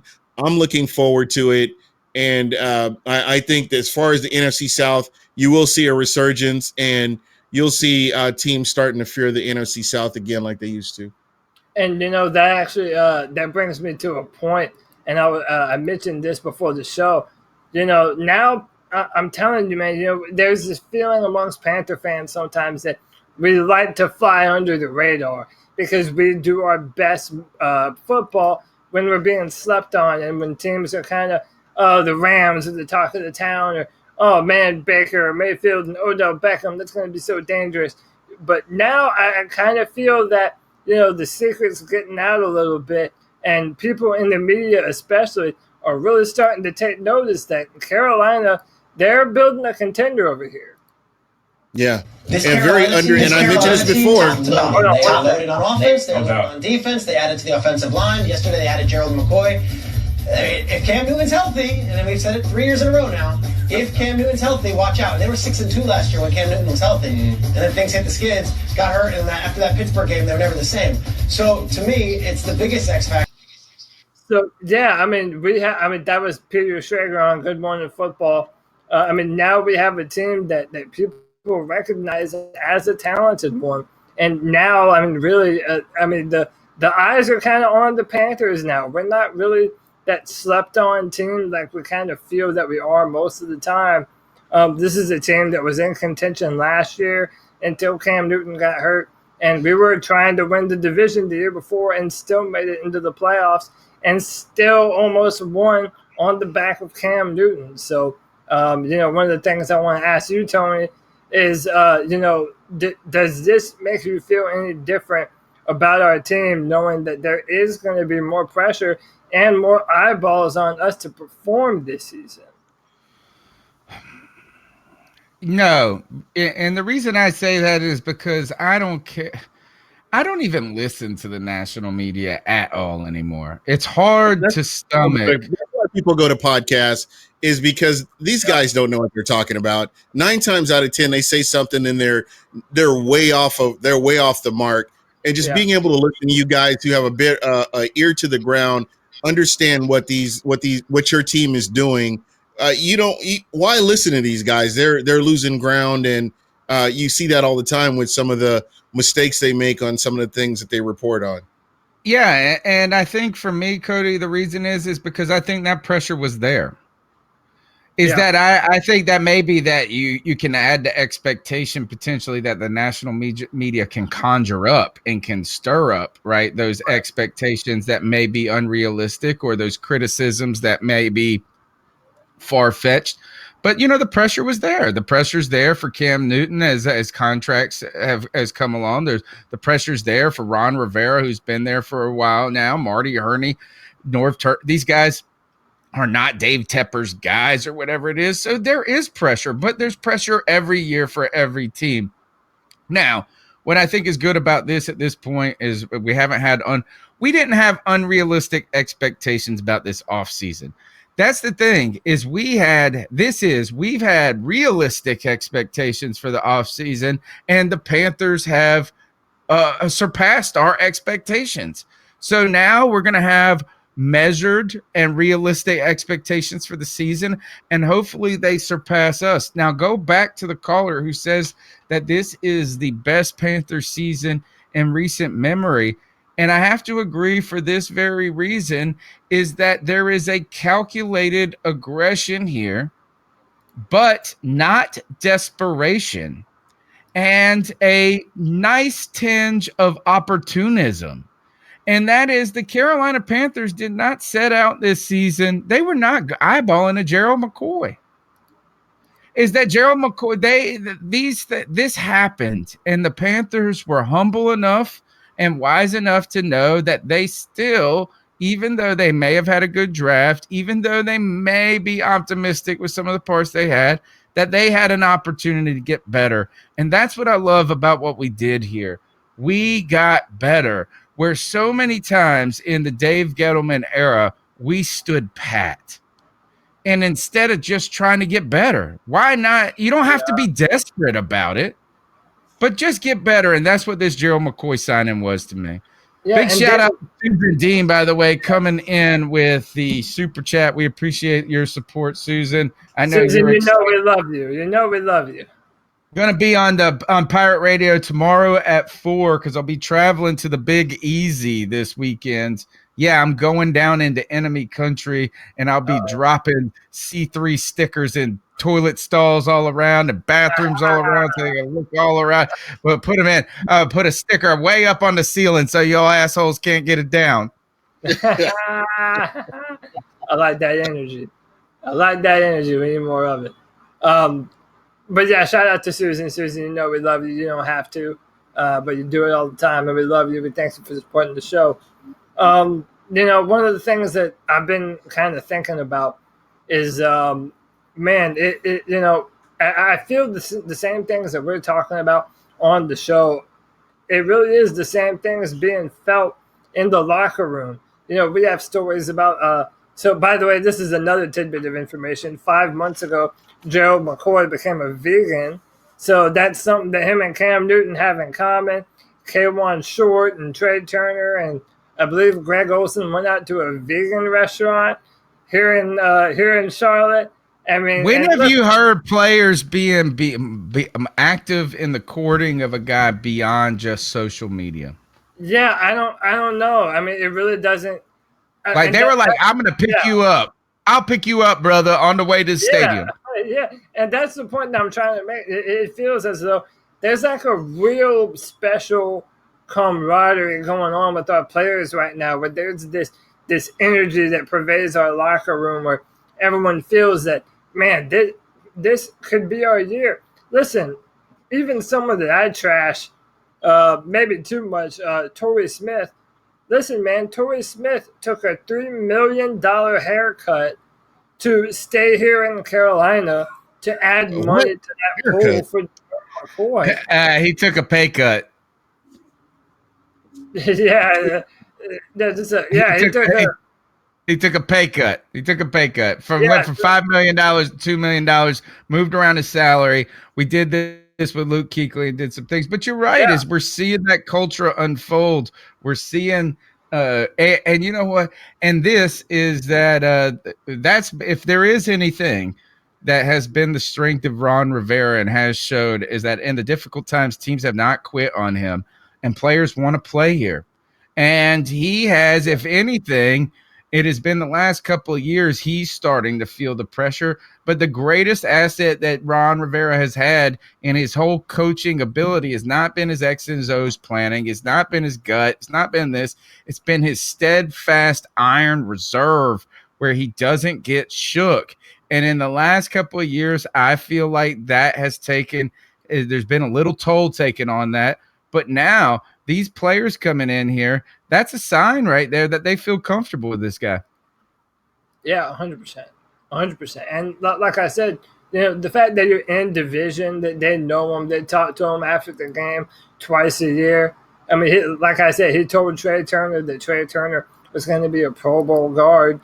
And Trey Turner sent him a message 5 months ago in January saying, come play with us. Yeah, man. He hasn't been released yet. All right, let's go on and push through with these calls. 252-228-5098. Hi, Tony. Hi, Cody. The gang out there. It's Rich in London. Oh, Gerald McCoy. What's up, Rich? Yeah, it looks like our front seven, or however many they're going to be playing, looks great this year. I mean, in rotation, you're going to have Butler and Love as well, I assume. I don't know. I think I'm hearing Mario Edison's lost a bit of weight because at one point I think he might have subbed in on the defensive end of the 3-4 at some points, but I think he's getting a bit lighter to work off the edge as part of the linebacker crew now. So it'd be interesting to see how it works. It's going to be a real test in pass rush versus coverage because obviously we've all still got slight concerns about the lack of a free safety being brought in. Training camp looks like Gordon's definitely been earmarked for that. I haven't heard anything on Cornell, though. I don't know if any of you have got any information on Corn as the nickel. Obviously, Ross Cockrell coming back is going to be a big deal as well because he's actually a good player. Cockrell with Dante and Bradbury, we've got three corners. Maybe Dante goes down into the nickel. I don't know. I know apparently he spent time there at LSU. So it could be him and Corn doing that as well as staying on the outside. So you can discuss whether you think that's an idea or not. The outside person. But yeah, the front line is just, that's it'd be interesting. I'll put a question out for the guys at PFF, the real nerdy ones who do the forecast guys, and said whether there's any issue on depth of target when you have a really, really good pass rush. Because if it's as strong as we think it might be, then really worrying about a free safety who's playing single high, what's the point? They're not going to have enough time to chuck it that far. And I wonder now whether we're going to play something like 3 with the 2 edge rushers, so almost a 5-man rush. And with Luke Kuechly and Eric Reed playing coverage roles over the middle, whether the ball's ever going to get much further out than that. I mean, obviously the offenses are clever and there'll be swing passes and screens and everything else. But, worrying about whether we can cover deep down the field in the middle might be it might not be something we have to worry about too much and just picking up the other stuff. I mean, we've got the best coverage linebacker in the league. And go from there. So we'll have to see. Anyway, on that note, I've got another 30 seconds. Oh my God, do the rest of the US underestimate the Panthers? My God, people are saying, why does everyone hate the Panthers? They don't. They just don't understand the team at all. I've put this out on social media with half the best universities in the US pumping players out left, right, and centre to the NFL and the NBA. The lack of love for the 2 Carolina sports teams, the Hornets and the Panthers, is quite mad. Anyway, guys, keep pounding. Keep pounding. Rich from London. Right. Rich from London's right. There is I think the safety thing is overblown. I think the need for a free safety at this point is that I would argue this is that, hell, this is the year that we're going to cry and bitch and moan about safeties when we've never done anything at the safety position since Mike Mentor, right? But guys, we actually did the first thing. Signing Eric Reed is the first damn time we've actually committed to any safety, let alone now you need us to commit to both. I think that when you're looking at the Panthers, the pass rush is going to be very important, and that frees up your secondary to not have to play as hard. I mean, they do have to cover, but your pass rush is the engine that runs the car basically. And when you are getting pressure on the quarterback, I think it makes it a little bit easier on your safety. So where you guys are at the safety position, I don't see that as a major issue compared to other teams I've seen in the NFL. Yeah, Cody, it's our most talented secondary ever that we've seen, isn't it? I mean, it really is. And what I was about to say is I'm not even too worried. I think the addition of Eric Reed, and when you also throw in the fact that you do have Rashawn Golden on the team, and they seem to like him a lot, and apparently he feels better going into the year this year. That's a young talent. I mean, considering we've went out there before with Trey Boston and I forget the guy's name, the guy from New Orleans, the guy with the gray hair. Roman Harper. One of our best seasons and one of our best defenses. Right, we had Drayton Florence. Drayton Florence was like 37 years old, and it's because we had 60 sacks that year. No team in the league can put together a secondary that can win without a pass rush. It's impossible. And so this is the most talented secondary we have had arguably ever. Yeah. And, you have Dante Jackson who's coming into it. Listen, I believe Dante Jackson is going to be the next shutdown corner in the NFL. And I'm not just saying that just because I'm a Panther and I'm a Panther fan and he's a Panther. I mean, the guy has legitimate cover ability. His ability to move and flip his hips and stay in the pocket of the receiver that he's having to cover. It's an important year for James Bradbury. So it's funny that we have Gene on the podcast. I feel that you always see the true potential of James Bradbury whenever he has to cover Mike Evans, because that's a big body receiver that likes to go downfield. He's fast, he's physical, and Bradbury, he wins some and he loses some, but for the most part, Bradbury holds his own. And, he's looking for a contract next year as well. So this is a very important year for a lot of people in our backfield. Eric Reed is trying to prove that he's worth the contract that he signed. Bradbury is trying to prove that he's worth another one. Then you have a bunch of young players like Rashawn Golden and Dante Jackson, and they're trying to make a name for themselves. They're trying to show what kind of players they have the potential to be. So, I think Gene hit the nail on the head. Our front seven is where our defense is going to live and die. And we might have some blown coverages here and there, but if we're affecting the quarterback on a down-to-down basis, it allows our corners and our safeties to play the football, go for interceptions, take the ball away, and put the ball back in the hands of your offense. And that's the position that you want them to be in. Tell you one thing is I'd rather have a mediocre secondary and a dominant front four or front whatever it is and 3-4 all of that than vice versa, right? The number's 252-228-5098. Their calls are still flying in, guys. We got to keep pounding. Panther Nation podcast. How y'all doing? Y'all know what this is. It's G Kabati. G. What's up, G? Being a guest on one of the best podcasts on the internet. Thanks, sir. Hey, this is beating a dead horse, but I've been saying this all day at work, and I'm going to say it again. Be Dad Gerald McCoy. Whoop, whoop. Man, oh, man. Can we label Hurney as the GOAT now? G's up, hose down. Hurney, this dude did so much this offseason, man. So, to me, I can put him up there as a GOAT when it comes to GMs, man. Now, to me, Gerald McCoy, he's going to cause some damn havoc, man. I really, really do think I could see good 5 sacks, maybe even 7 sacks coming from him alone this year. And I know you guys read the article of what KK said, that it's going to be a damn foot race to the quarterback. That put chills down my spine. So when we play the Atlanta Falcons this year, yeah, that Ron's going to be on his ass a lot. Him and Drew Brees and Mr. Crab Leg down in Tampa or whatever, man. But I'm telling you, man, I'm so damn excited, and I will get his jersey. And all I got to say, Gerald McCoy, man, hey, welcome to the most dominant, best football team in the South, the Carolina Panthers. Keep pounding. You know, when the news was announced, I don't think a lot of people got it, because every time I hear G, right? G, I think G's up, hose down. I said this: we added the big G in Carolina to make the Panthers, to show you we got the big D. Adding the big G makes for the big D in Carolina. That's right. You heard it here. The C3 Panthers podcast plows along to continue that analogy. Bad news, it's falling off the rails. What is up, you guys? This is your boy, Mr. T-Money 1993, and I'm so excited about this Gerald McCoy signing, man. Our defense is about to look crazy between Poe, McCoy, and KK. Who are you going to double?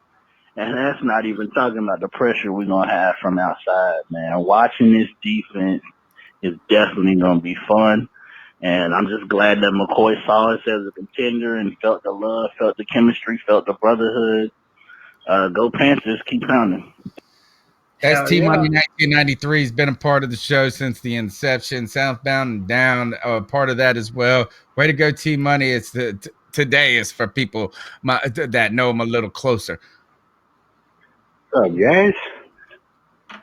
I just wanted to call and take up like 3 or 4 different phone calls, right? So first thing, I called back a while ago because you guys are moping and complaining and whining about the team not signing Eric Reed. And then I listened to a few of your podcasts again, and you guys were moping and whining about us not signing Gerald McCoy, okay? I see you guys having that whole Jerry Richardson attitude. Because you guys again forgot we have a brand new owner who's into improving his football organization to making them a consistent contender year in, year out. So I hope stop moping and get on board with David Tepper, okay? We're no longer Jerry Richardson people, we're David Tepper people, all right? Win all the time mode now. Love what they're doing for the transition. They're not necessarily transitioning to a 3-4 base. Ron Rivera is just transitioning to a 3-4 hybrid. So it's still going to be more or less the same type of defense, but he's going to mix in a lot more fronts so that he can confuse offenses more. And his advantage thing that you get with a 3-4 defense when you put the schemes in there is you can definitely clog up a lot of those short passing lanes because your linebackers are put in a better position to cover more ground quickly, especially if you got Shaq Thompson and Luke Kuechly kind of hovering around the middle of the field. And Christian Miller and Brian Burns have good length and good speed to be able to drop back into coverage if they need to. That is what Ron Rivera is trying to do. And as far as the safety position, guys, I come from San Diego, okay? Ron Rivera doesn't necessarily need a good caliber safety. And just because he's listed as a free safety or a strong safety doesn't mean that's the position that he's going to stay in. Ron Rivera constantly flips and swaps and changes his safety depending on the down and distance and the situation in the game, okay? So Eric Reed's going to be playing different parts of the field from free safety to strong safety depending on the type of game that they're playing. And he is the athlete to do it. Deshaun Golden very well.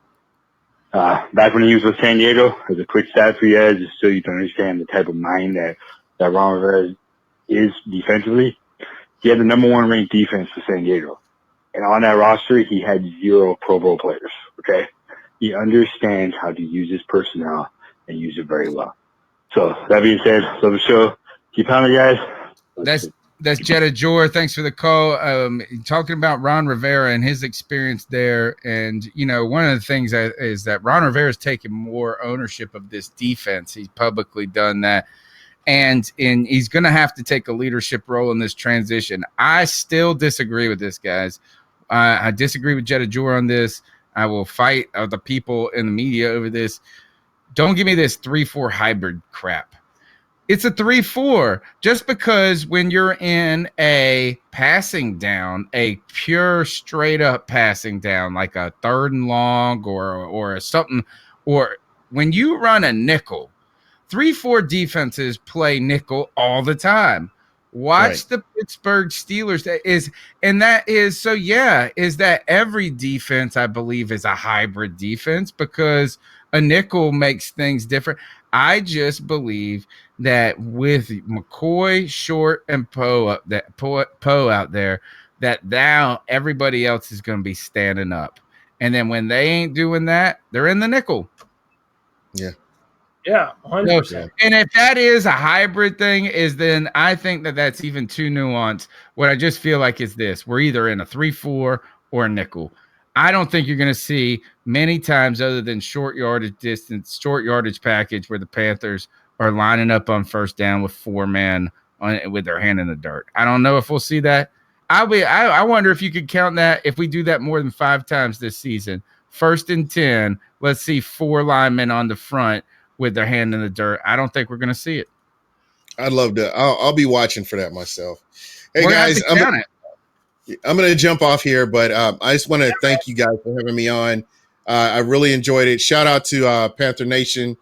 You got something to really look forward to this season, and we'll definitely get together as we get closer to the season. All right, thanks so much for your insight, Gene. Follow Gene at Buck What You Heard. He's got the lit. It's the best, at least at the very least, it's the best podcast name. True that. No doubt. All right, guys. Yeah, all right, Gene, good night. for joining us, man. Have a good night, brother. All right, let's keep going through with these calls. The number's 252-228-5098. Hey guys, this is He's back. He's got something to say back to me. Guessing the primary topic tonight is going to be the big news that happened yesterday with Gerald McCoy. Moat, Cody. I think it's a great signing. I think it's going to be great to show how many different fronts we're going to have. I'm sure Ron Rivera is going to scheme up some crazy sugar honey iced tea on the rest of the league this year. Ooh. I won't get too much into that. I'm thirsty, baby. I guess I have a question. I know. All right. Which We have quarterbacks are you looking forward most to being frustrated by our defensive line?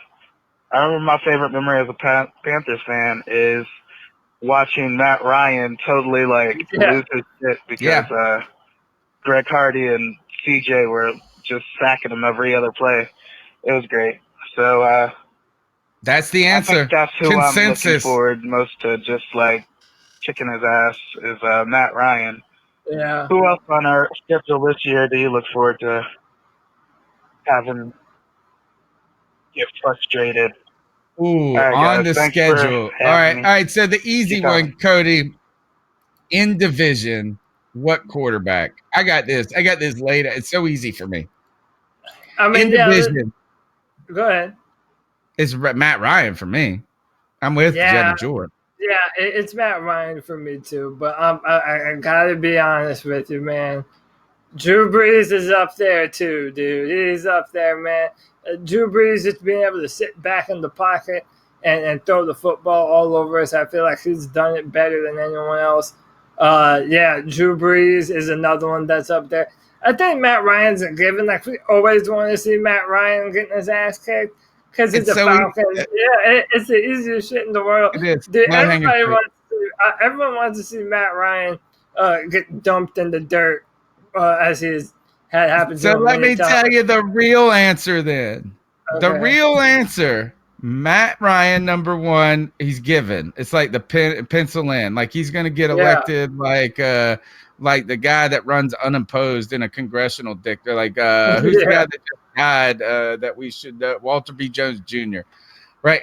Next, though, you thought I was going to go with the Seahawks quarterback in, help me out. I just slipped my Russell Wilson, but no, I want to see Andrew Luck on his damn ass. Put this. Oh man, I've had. That's my answer. Andrew Luck. Andrew Luck. I mean, listen.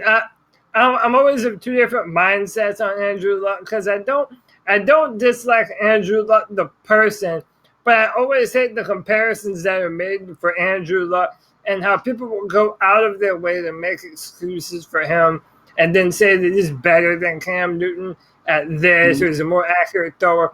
Yeah, it's all bullshit, man. It's all 100% bullshit. That being said, I do like him as a quarterback. I know another one I'm thinking of. Aaron Rodgers prima donna ass. Another good one. Yeah.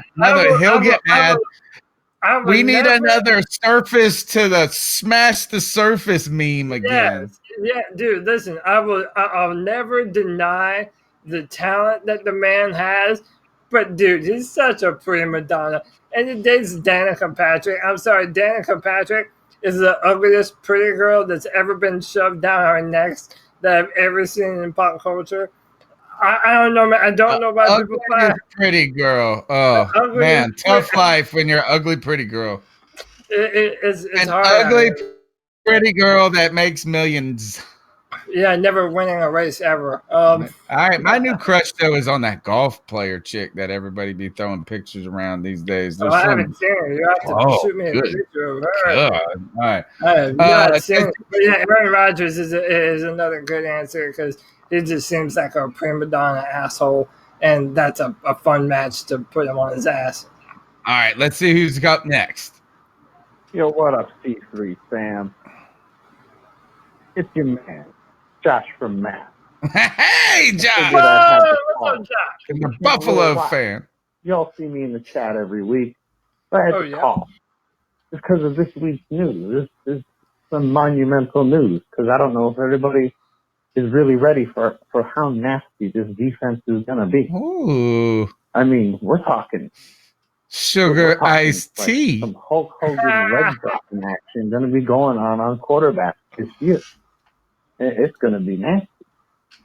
They're gonna just tell us, be like, guys, you can't have this. You can't be doing this. You can't be doing this to opposing offenses. You can't be just shitting on their parade like this. It ain't right. But it don't matter. It don't matter what they say because they're gonna have to deal with it. They're gonna have to deal with us. Man, just somebody try to tell me that defense ain't going to be some kind of nasty this year. You look at that lineup and it's like, damn, that's like walking into a graduation party that you were pretty sure might be kind of a stink, and then you walk in and you're like, oh, damn, is that three cases of Roaring Riot in cans? Oh man, look at that. And then you look over and there's 8 bottles of Jameson. Like, oh man, here we go. The party's on like Donkey Kong. And it's just going to be unbelievable. And I can't wait to see it. I can't wait to see it happen. I know y'all can. Also, we got to give a big shout out because yesterday was our boy Sam Mills, the man who gave us the Keep Pounding motto. It was his birthday. That's right. And he forever rests in peace. And hopefully we can bring a ring home for him this year. Bring that Lombardi to Charlotte. That'd be something, wouldn't it? Lombardi to Charlotte. And also, man, I think we got to bring up the Buffalo conspiracy on the podcast more often because everybody seems to forget. They're kicking it with Cam. Cam took away a fan's hat and threw it in the trash because it was another team's hat. But what team's hat was that? It was Buffalo. Keep pounding, boys and girls. And remember, for whatever reason, Buffalo always seems to be looming. Her name, Cody, is Paige Spiranak. Paige Hello, Paige. I am not turning the page on Paige Spiranak. And boy, it gets, there's more. She is like, here, I'll tell you bad, this. no doubt. She bad. She bad. On top of that, she ain't just do golf pictures either. She don't just do oh shit. Yeah, I'm telling you. Oh man. Paige Spiranak. Woo, make your blood. All right, so here, I'm excited. I don't want to get too snack. here. I'll drop it in the I'm gonna drop it in the YouTube chat so they can at least get a taste of what this. I'm gonna do the censored one, which is the one, and there's nothing big. Yeah, it's nothing. It's nothing crazy, but here's Paige Spearnack for you folks. The thing here when it comes to this defense, guys, is I want to be as excited as everybody, but I just need this: is I need Brian Burns to be everything you told me he was. That's it. Yeah. That's it. If Brian Burns is who you say he is, then we gonna be nasty.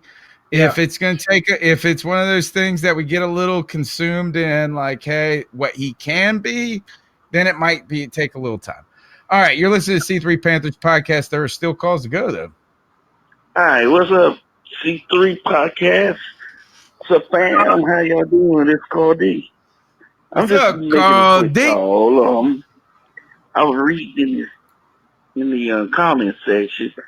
A lot of people, I mean, yeah, Hurney did do some things in free agency this year. He did some great things, but come on now, let's call spades a spades, guys. We all know who the real MVP of this off free agency signing is, and that is our owner, David Tepper. The reason Hurney is doing this stuff because he know his ass is on the line. Excuse my French. So hey, if your job was on the line, if your boss came to you and said, "Look, I want some players, somebody that's gonna make impact." Hell, you go out there and sign arguably the best center in free agency, and one of the top linebacker in free agency, and the top defensive lineman in free agency. Plus re-signing Ed Reed, yeah, you do the same thing. This is the Richardson era is over. I guarantee. Let's think about this for a minute. If no Tepper, Hurney would not have re-signed Reed, and there would be in the free agency he's doing. He would have been at the dollars. We would have players for the Dollar Tree, just like we used to. So come on now. Yeah, Hurney did a good job, but come on, let's give Tepper his due. Tepper is the real MVP here. And that's all I got to say about that. Anyway, excited for the season. Everything's going to be interesting. Let's see what happens. All right. Keep pounding. All right, last call of the night. Here it goes. Keep pounding, Carl. This is Mr. T Money 1993 again, man. I just had a crazy thought.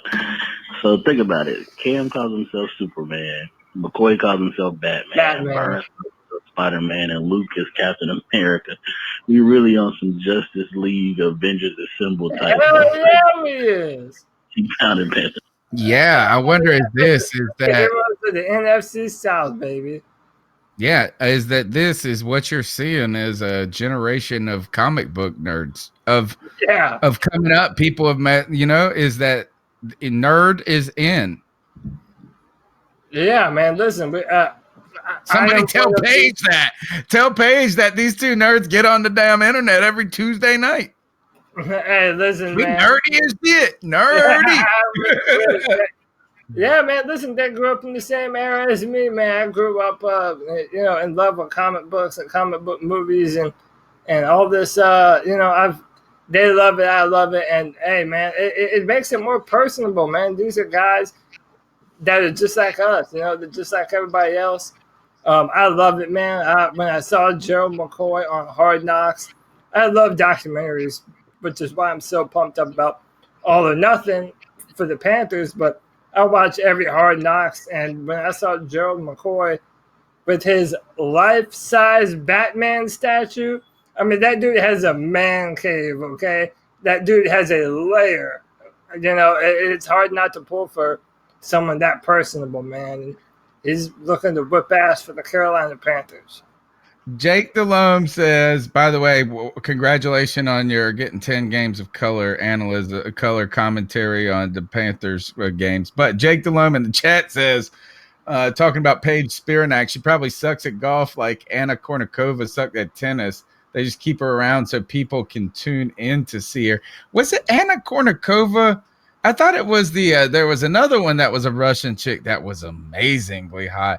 But I'm going to say this. Is Jake Delhomme is the only squeaky guy that's going to kick Paige Spiranak out of bed for eating Oreos. Yeah, I mean, I'm sure as hell not. I'm going to be like this. I'm crummy sheets. If she's in my bed, she ain't eating Oreos. I'm just eat Oreos. Okay, with you. The crumbs everywhere. Yeah. Oh, you can front teeth chew some glazed potato chips in the bed. I don't care. All right. Just joking. All right, that's messed up. We kidding. We just joking around here. We're excited. We had a good day. We've all had a good day today because dang, Gerald McCoy. All right, well, let's power. Do you want to do the quarterback thing real quick? I want to say no. All right, let's save it for next week.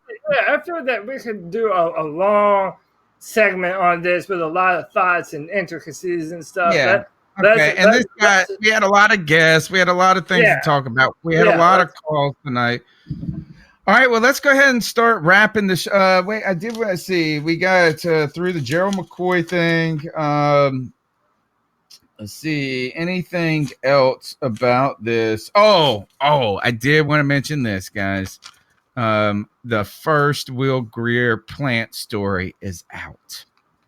Albert Breer says that he hasn't seen this, but people who he knows around the Panthers organization are talking about how well Will Grier is doing in OTAs. Now, you haven't heard any of this from the Panthers media.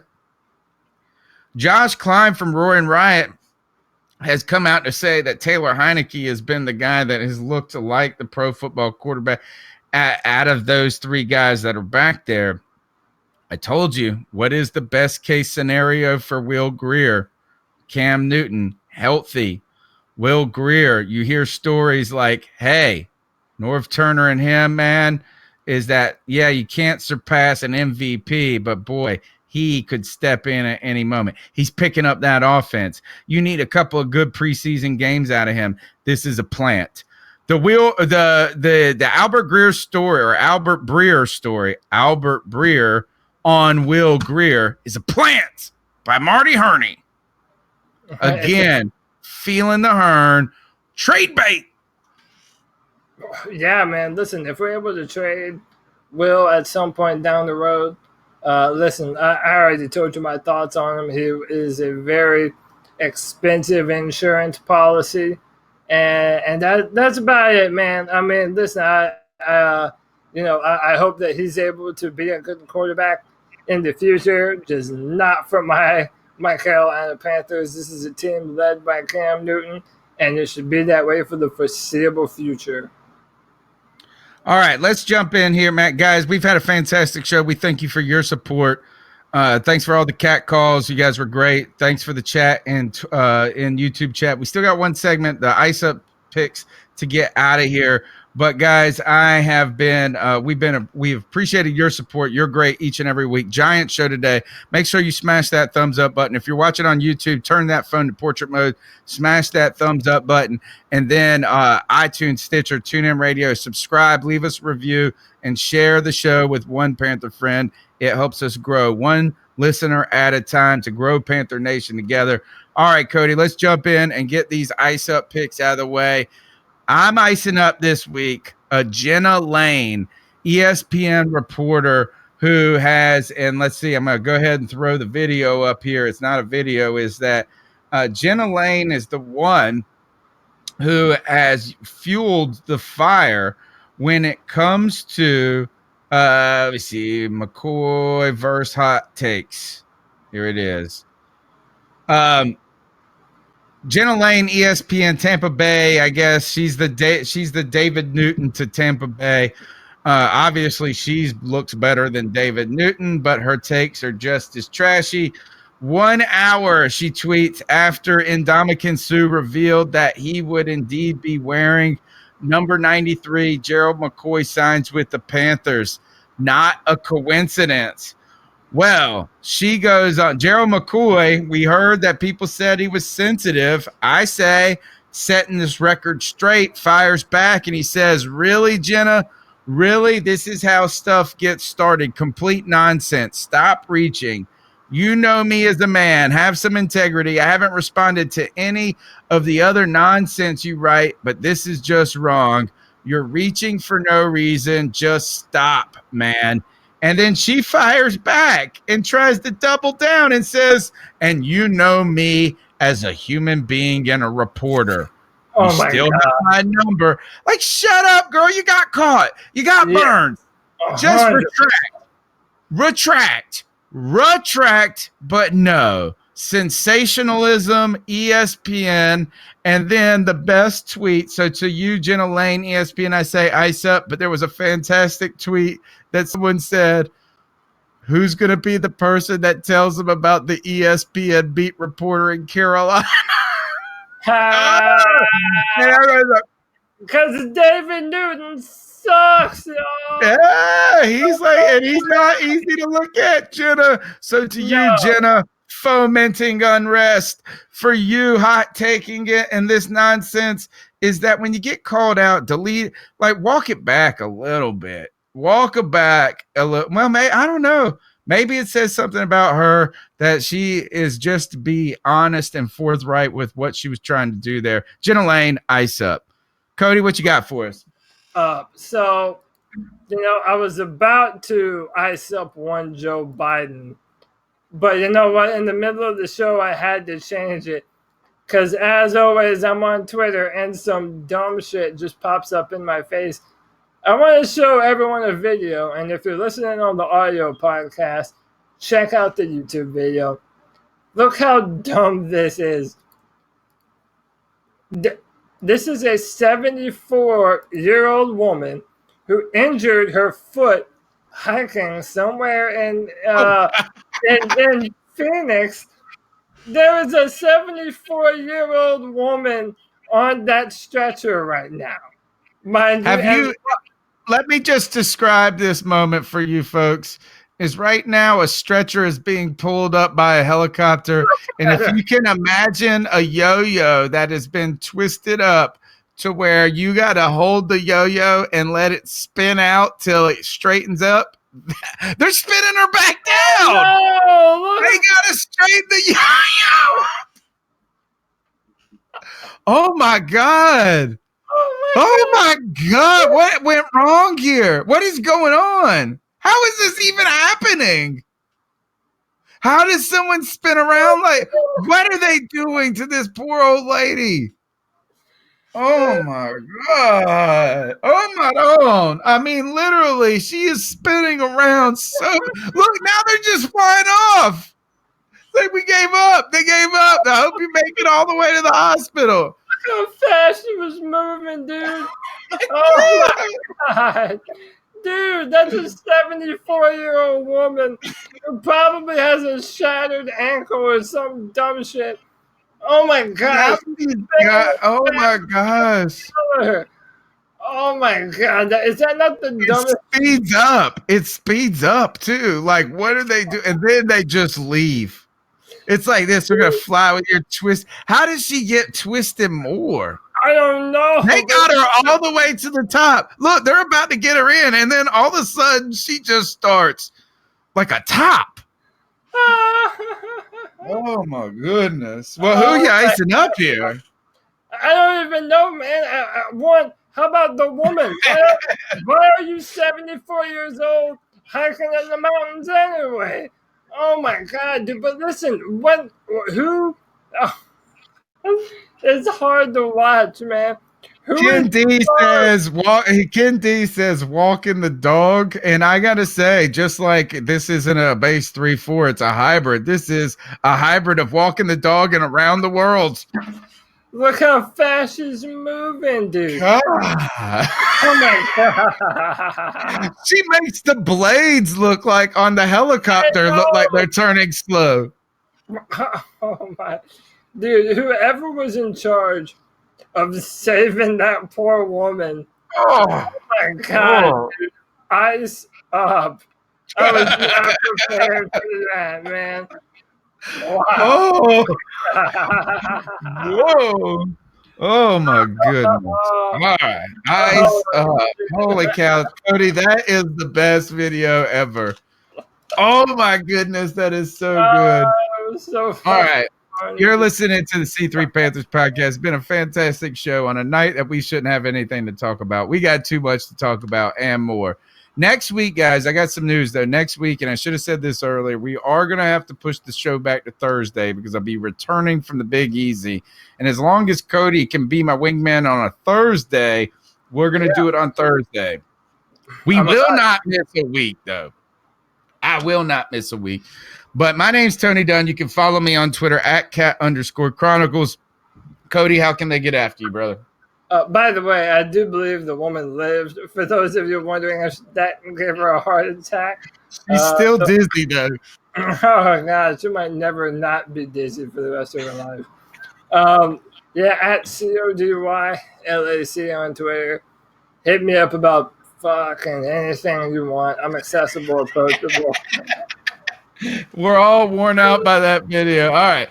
Subscribe, whatever. You know what we got to do. Just celebrate because we're getting better each day. And next week we got some real football. We're gonna keep pulling those guests for you. Thank you, Charlotte Vibe.